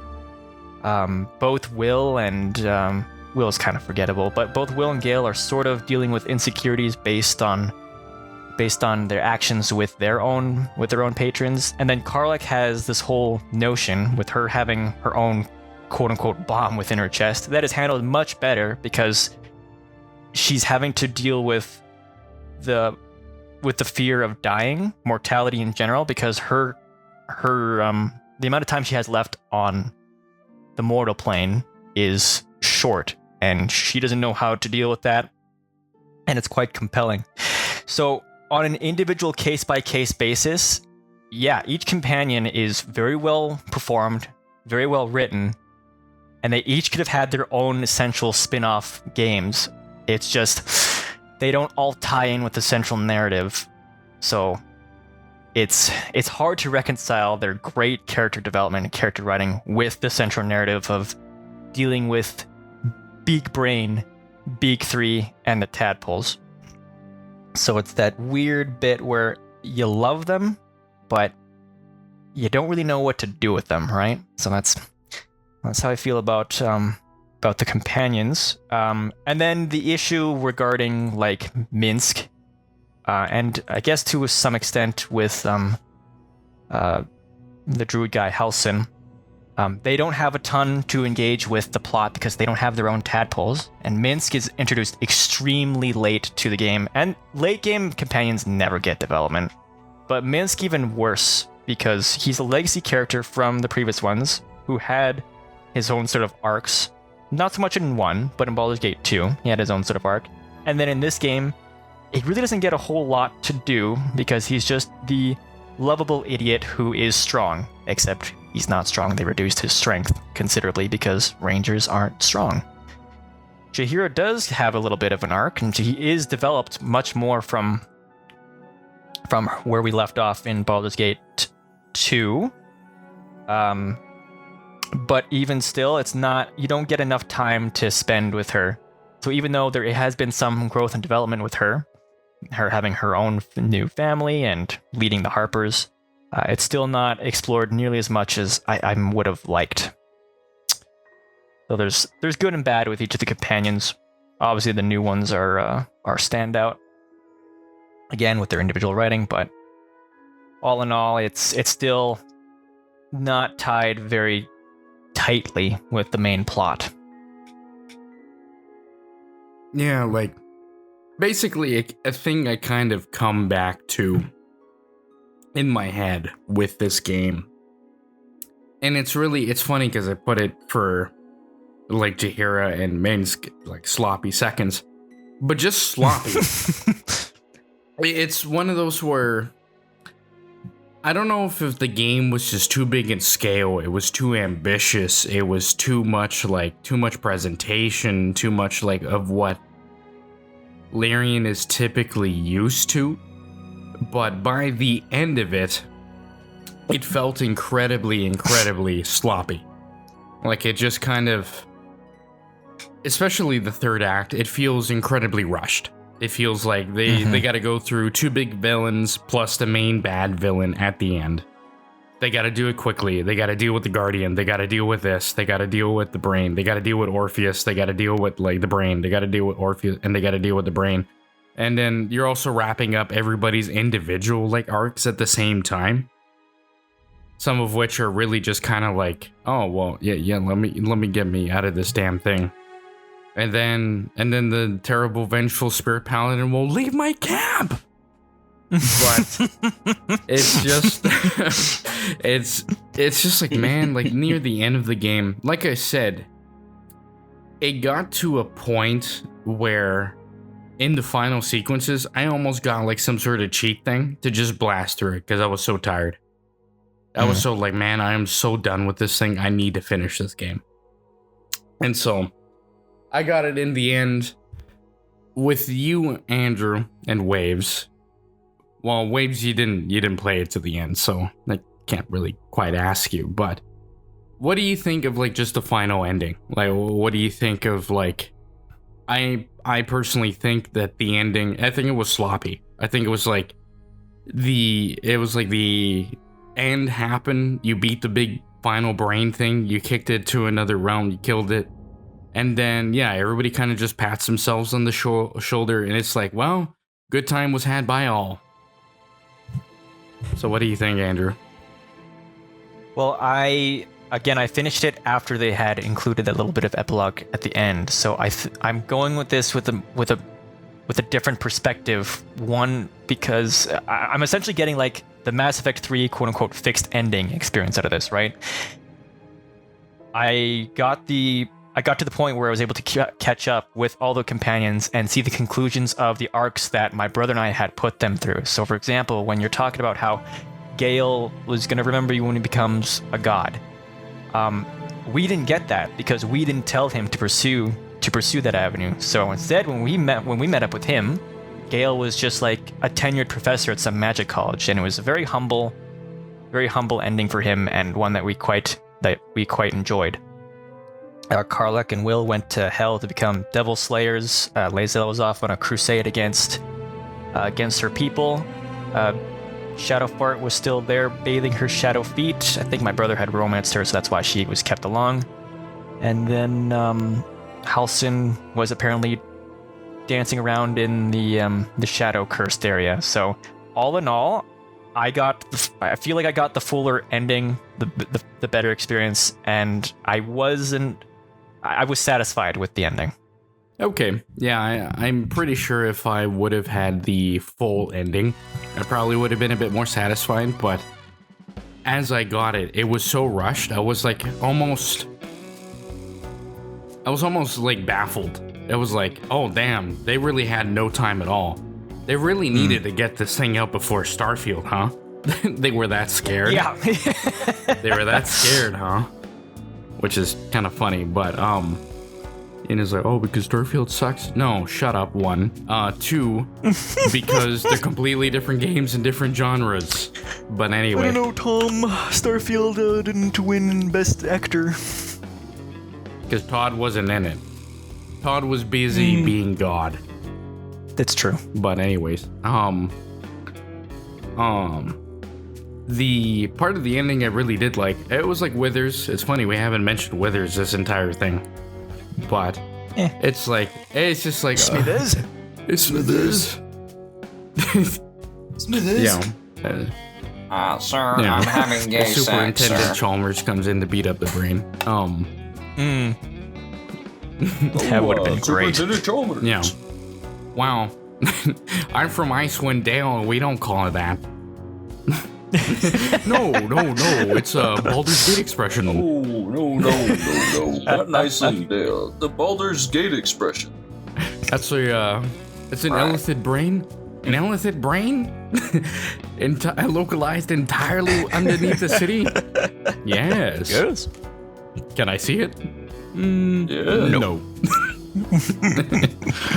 But yeah, Wither's going, it's like, yeah, you bitch just lost. I'm gonna go back to sleep. I was like, you know what? Fitting ending. I like that. That was the good part of the ending. And then the credits rolled, and I'm like, wait, this isn't Down with the Sickness by Disturbed? Yeah. But it's like, What can you do? yeah. So at the end, I guess here, I don't know if we want to wrap up or we're gonna do. I got a section that's called something, and this is just basically like any bits and bobs or stories that we have that we just kind of had in our mind that we didn't know where to put. Sure. So yeah, I got a few things. You got a few ones? I only got like I do. I only really got one, which is because I can't remember because I didn't wrote it down, but I remember this one intently because it was so funny when it happened. I laughed really hard. But it was like one of those times when you go into like the astral plane to go deal with the Guardian or the Emperor or whatever. Yeah. There was like one time it like bugged out and my character spawned in and he spawned in without clothes. So it, like he wakes up and he's like looking around, like looking at like the grandeur of like the astral plane and all the stars and stuff like that. And it's like a shot where it's like really far away. So it's like, it's from the back. So it's basically like this really short, like cheeked up dwarf looking into this like astral expanse that I said, quote unquote, looked like a cheeked up, version between like Dr. Manhattan and Millhouse. Tom, Like, it was so funny. And I was like, I can't believe the game did this to me. I can't take this game seriously. Tom. This is new Dungeons and Dragons. This is a game where you can have sex with a druid who takes the form of a bear. That was working as intended. That's not a, what's it called? That wasn't like a glitch or anything like that. You're supposed to wake up naked? I'm just saying that. Oh, okay. It's a funny joke. Funny joke. But yeah, I saw that. I was like, this is so funny. Because I know you can romance the Guardian, and it's just like, come on, man. They want me to get out. Did you romance the Guardian? No. Because I think if you do wake up naked. So no, it was a different. It was a different thing. It was a different thing. All right, if you say so. Oh, she's a squid thing. I made her hot as hell, but like, damn. After it was like, you're a squid. Like, no, thanks. Not that. You don't have a thing for Squilliam or Squidward? No. He is him. No, I'm not Japanese. I'd like it permanently recorded, I'll please. decide in the editor's notes whether Your it'll be Honor, stricken. the persecutor here is Cap.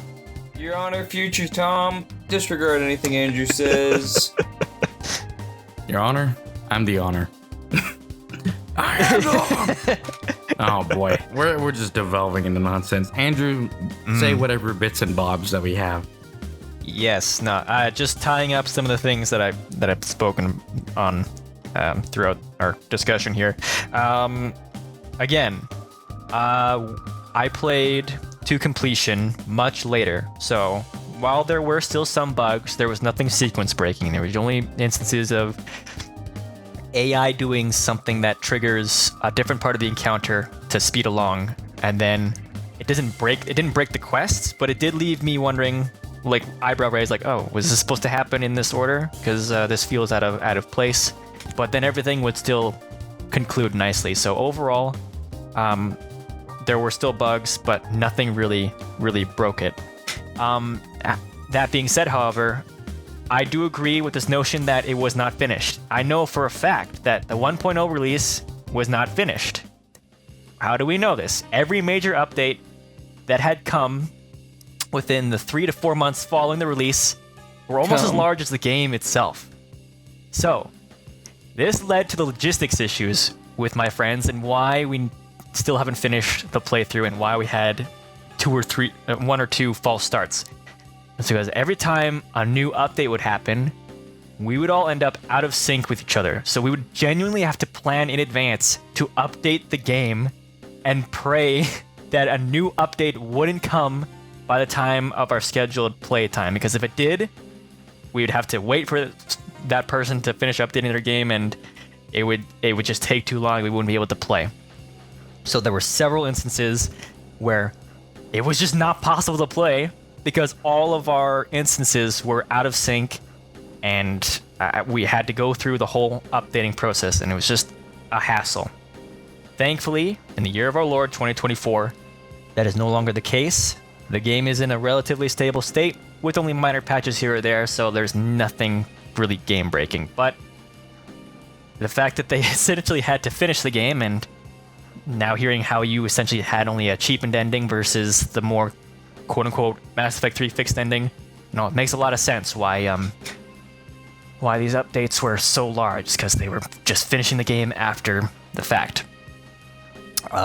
When you are playing with others, this game can handle up to 4 players, but that means that every slot is filled.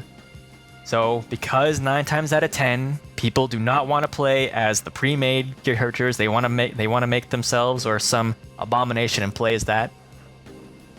You're missing a whole lot of story beats that involve the companions while playing the game if you are playing with a full complement of friends, because they just won't be around. They're not there to give their 2 cents about what they're seeing or what's going on.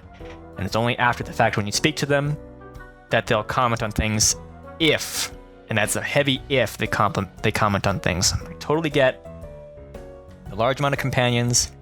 Again, they want you to play it multiple times. A lot of time that's simply not feasible, and while I appreciate the wide breadth of companions, sometimes I feel that, less is more. I think it's very apparent with that whole after credit scene with not Jurgle or Withers, him talking to the Dead 3, that they clearly had something more planned, since he was saying, if you guys rise again, we'll be here to stop you. So, it's clear that Larian had some more stuff planned, but for whatever reason, there's nothing more coming down the pipeline. There's rumors and speculations that there was some heat between them and Wizards of the Coast. They claim it's not, but it's one of those things where, they may just be saying that because they want to keep professional working relations for potential future projects. Who's to say? With the legacy characters. Them bringing in the legacy characters, great for member berries. Bad for canonicity in terms of previous playthroughs. Right, so they don't just bring in Jaheira, Minsk, and Sarevok. They also include another fan favorite character, Viconia Devere, a very popular cleric from Baldur's Gate 1 and 2, connected heavily to Shadowfart's story. The Drow, yeah. Yes, the Drow. Her inclusion, while it's great for people who are fans of her character, it's not so great in the sense that it's making her to be outright evil. When most people who played Baldur's Gate 1 and 2 went through and essentially helped her get over her prejudices and help essentially redeem her character. So it kind of means that Larian chose essentially the worst possible outcome for Viconia, which is just really a shame for anyone who's gone through and experienced kind of the breadth of development that she can potentially go through in Baldur's Gate 2, a little bit in Baldur's Gate 1, but mostly in 2. Same goes for Sarevok's inclusion. There is a potential for you to redeem Sarevok in one of the expansions for Baldur's Gate 2. But him coming back to being outright evil, again, it's like they're pilling the absolute worst ending in order to set as the base for a lot of these characters, which is genuinely, kind of disappointing, because I'm pretty sure most people prefer, when bad guys get some sort of redemption to an extent, unless it's a comically evil character, like Jack Horner from Puss in Boots, for example. But that's besides the point. Jeez, you're evil. Yeah, just figure that out. That's right, exactly. It's okay when it's that. But when you have a character who actually has a ton of development, you'd want that development to stick, right? Especially, I would add, when it has a lot to do with the agency of the player, that is in there to redeem that character. Especially like with the drow, because I always forget her name. I do remember that. Like, yeah, you can make her not be an asshole and actually be decent. But Sarevok I remember much more, because I do remember playing through those sections of Baldur's Gate 2 where it's like you kind of redeem him as a character, and you bring these people back. If you're going to bring them back and you're going to bring them back evil, or the worst case of these characters, do something with them. But they don't. It's just member berries. It is legitimately just member berries. There's no real reason they couldn't have switched it out with a different character, or have a different, like, established thing that they could have done to, especially with, like, Ball Bitch, where it's like, they could have just changed her character out completely where she wasn't, like, part of Sarevok's, like, I don't know, come retinue. But it's like, it could have been completely different and just set up somebody else as that mid-boss, quite literally, that could fleshed out her character more, instead of like, oh, damn, I thought I killed you. It's like, and I also thought I made you good again. Oh, I got better, then worse. And it's like, yeah, wonderful. Yeah. Well done, game. But they're pulling these characters at their base state, which is like, there's been so much between BG1 and now, but it's not reflected at all. Yeah, absolutely. And it's one of those where it makes me wonder, was that a Larian thing, or was that a Wizards of the Coast thing? That, like, oh, you need to include these characters. Like, I'm curious, but I don't know. I'm very glad that there isn't going to be more content, and that Larian is going to be able to do what they want to do with their whatever they do next. So, Andrew, you go with your bits and bobs, or you got some more? I got one more piece. This is my tinfoil hat moment, and this has to do with Shadow Fart. Right, so because my brother romanced her, I got to see quite a bit of Shadow Heart, you know. It's pretty good stuff. But regarding her heal change, if you go through the path where she essentially rejects her Sharan faith and turns towards Selûne, a good goddess, and her hair changes white. I genuinely think that the hair dye is a bug that everyone has just stuck with, and now Larian is now stuck with. Because there were cutscenes. This is my tinfoil hat moment. Because there are cutscenes where if you romance her, on occasion, her hair will just change right back to the black color, but it'll still keep the new quote-unquote style where she changes her bangs. And the reason why I think this was a bug is how everyone reacts to her with her hair change. Because the only comments you get from the other companions is, oh, she did something different with her hair. Something different? Bitch changed the entire thing to a completely different shade. That's not something different. That's a complete heel switch. Doing something different with your hair would be like, you know, letting a braid loose, or what she did, changing the bangs. So I genuinely think that it was just supposed to be the bangs, and that's why everyone's reaction is muted. You wonder, one, where did I park this brain? And then two, where the hell did I park this barber? Oh, actually, he's in Baldur's Gate. He's about to be killed by some other dwarf. But, whatever. Yeah, that's a really good point, actually, because it did bug out a couple times where, yeah, it would switch back to her original hair color, but in the new style. And I remember seeing that, and I'm like, damn, this actually looks really damn good without it. But I thought it was just a bug. It was like, damn, it bugged out again. Like, you know, whatever, especially me being the meanie bobini that I am with this. But it's just like, you know what? It's like, yeah, pubes are still black, though, so I don't give a damn. Exactly. Is that all you got, Andrew? That's all I got. Yep. Waves, those are my little bits of cleanup and my tinfoil hat moment.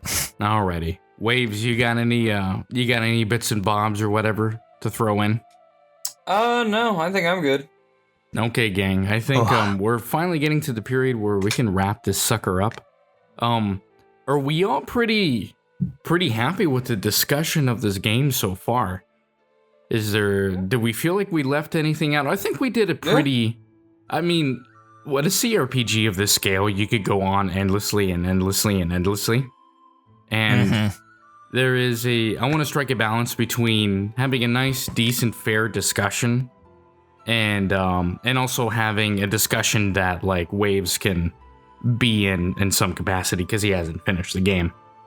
So I think we struck a pretty decent balance of it. Where, yeah, sure, it's mostly just Andrew and I talking about because we geek out about this sort of trash. But are we all pretty satisfied with the discourse that we've had on this game? Yeah, I think so. Oh, yeah, Andrew, what are you thinking? The discussion we've had is good. I think the real question we should be asking is, does anyone feel differently about the game now? Take a guess. I mean, yeah, no. Like, I don't know. I mean, it's still kind of meh. I'm never probably going to finish it, so. Maybe, like, I'm still 100% of the belief that, like, Larian did a decent job with this game. And a lot of my gripes with this game are narrative ones that have a lot to do with the setting and what it could be and what it couldn't do. So basically, what I'm saying is that perhaps we should be calling for the fatwa against Wizards of the Coast and not Larian. Yes. Oh, this has been true forever. For sure. But... Sure.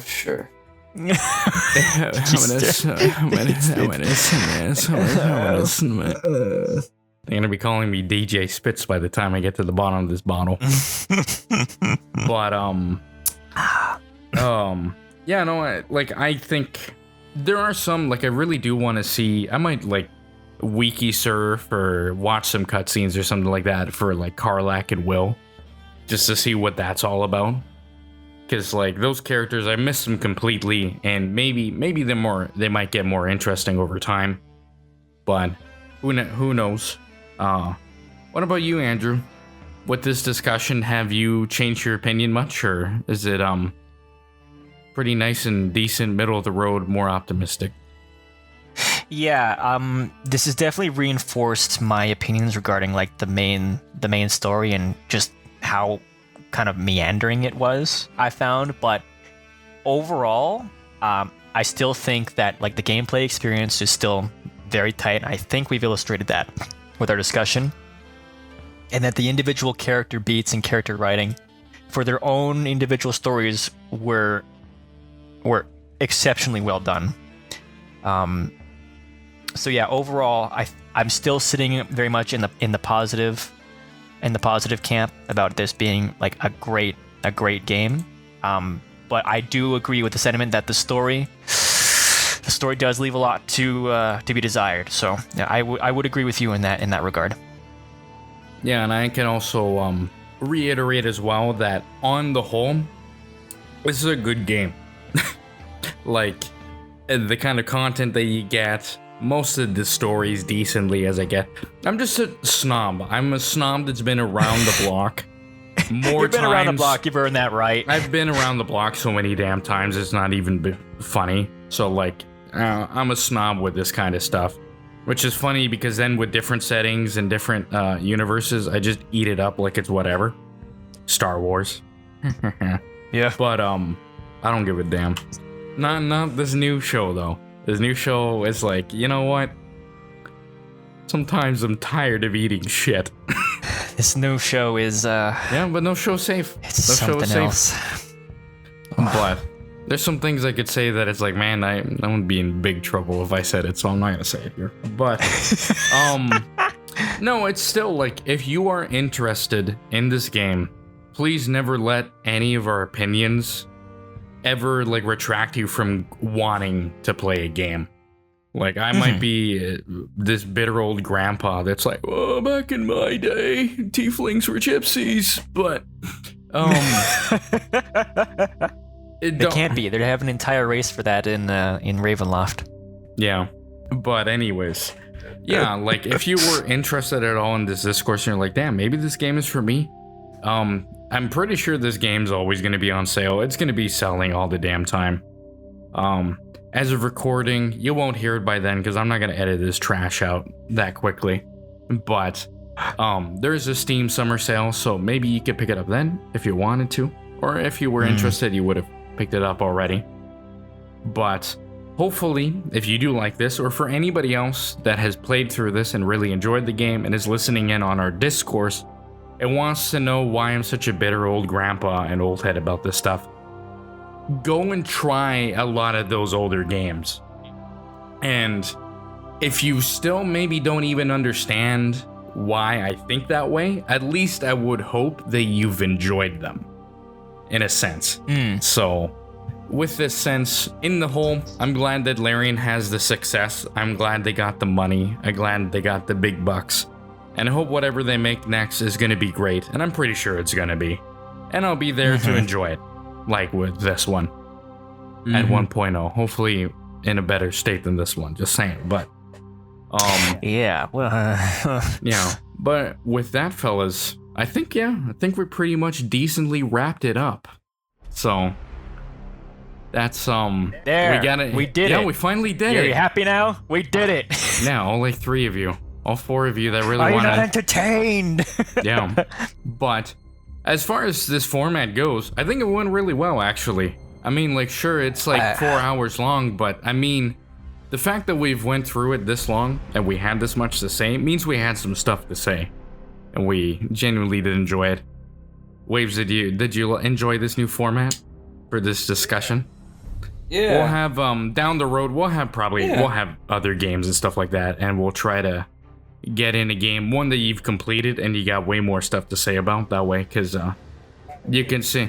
Oh yeah, for sure. No, this one I just wanted to tag along. So it's not just me and Andrew, because you do have, even though you didn't finish the game, the fact that you didn't finish the game is a worthwhile thing to say, because it shows, well, you know. Yeah, no, they did. It just couldn't get me and hold me. I don't know. It's like Elden Ring in that regard, where I didn't have issues with the other ones, and the new one, I'm like, I don't get it. Too bloated, too old for this, but that's a discussion for another day. Andrew, what do you think of this new format? Did you enjoy it? I had a lot of fun.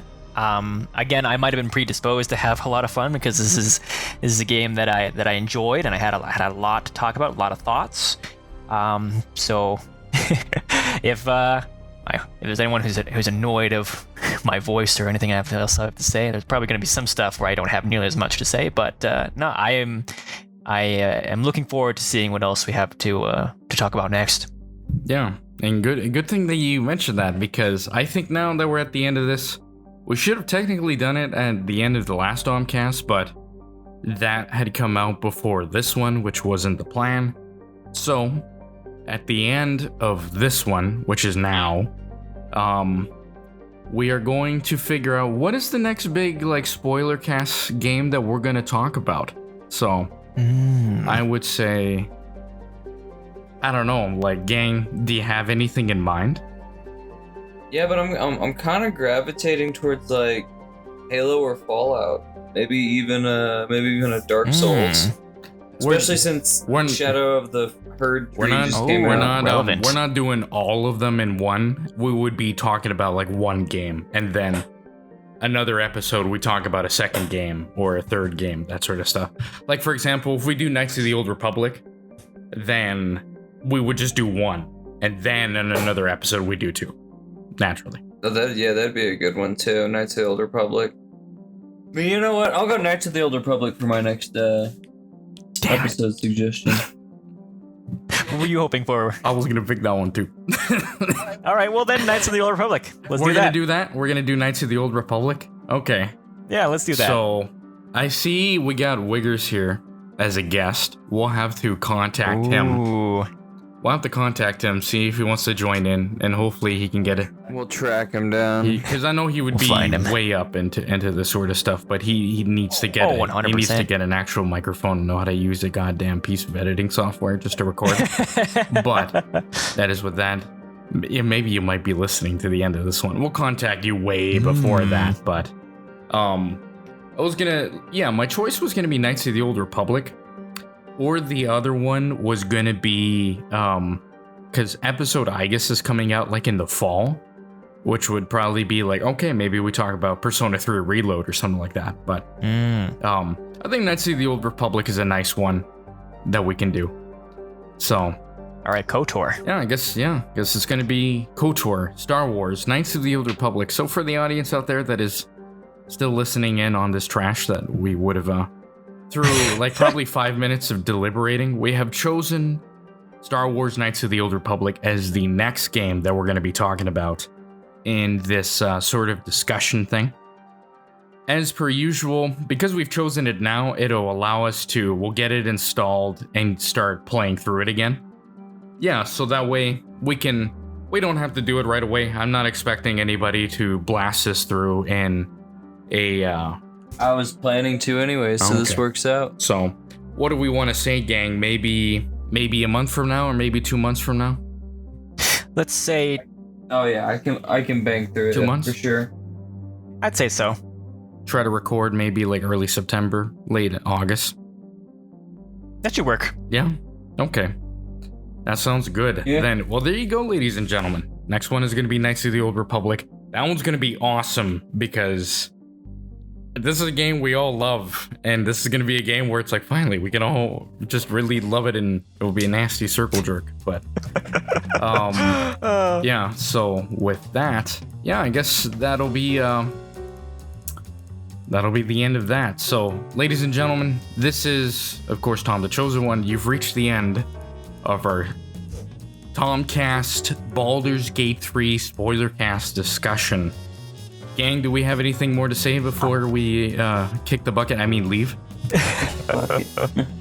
No, I'm good. All right, Andrew, you got anything more to say? If I recall correctly, Tom made mention to Adam RPG, and if I remember, he does have a video on that. So, hey, good call. Go look. Good call. Go look for that and give it a watch if you haven't seen it already. There's my shilling for the day. Good call. And there is, of course, other CRPGs that I have played in my top 10s that you can go and sift through that, of course. But yeah, with that, ladies and gentlemen, I hope you've really enjoyed the discussion. It was fun to play through, especially with the help of booze. It makes it a lot more fun. It wasn't quite as bad as the end. I thought I was really going to be slurring my words at the end, where I wouldn't be able to make a choice, but here we are, and so I hope you really enjoyed it. And note for next time, Tom drinks more. I need an IV with alcohol in it. Where the audience gets to choose in the live format if I'm boozed up or not. So they open the valve or close the valve. But with that, yeah, this Tom the Chosen One, and I hope you've all had an exquisite day or evening listening to us just trash or otherwise love this interesting game that everybody seems to love. But with that, I hope you've all had a great time, and we'll catch you guys next time. Hey, take it easy.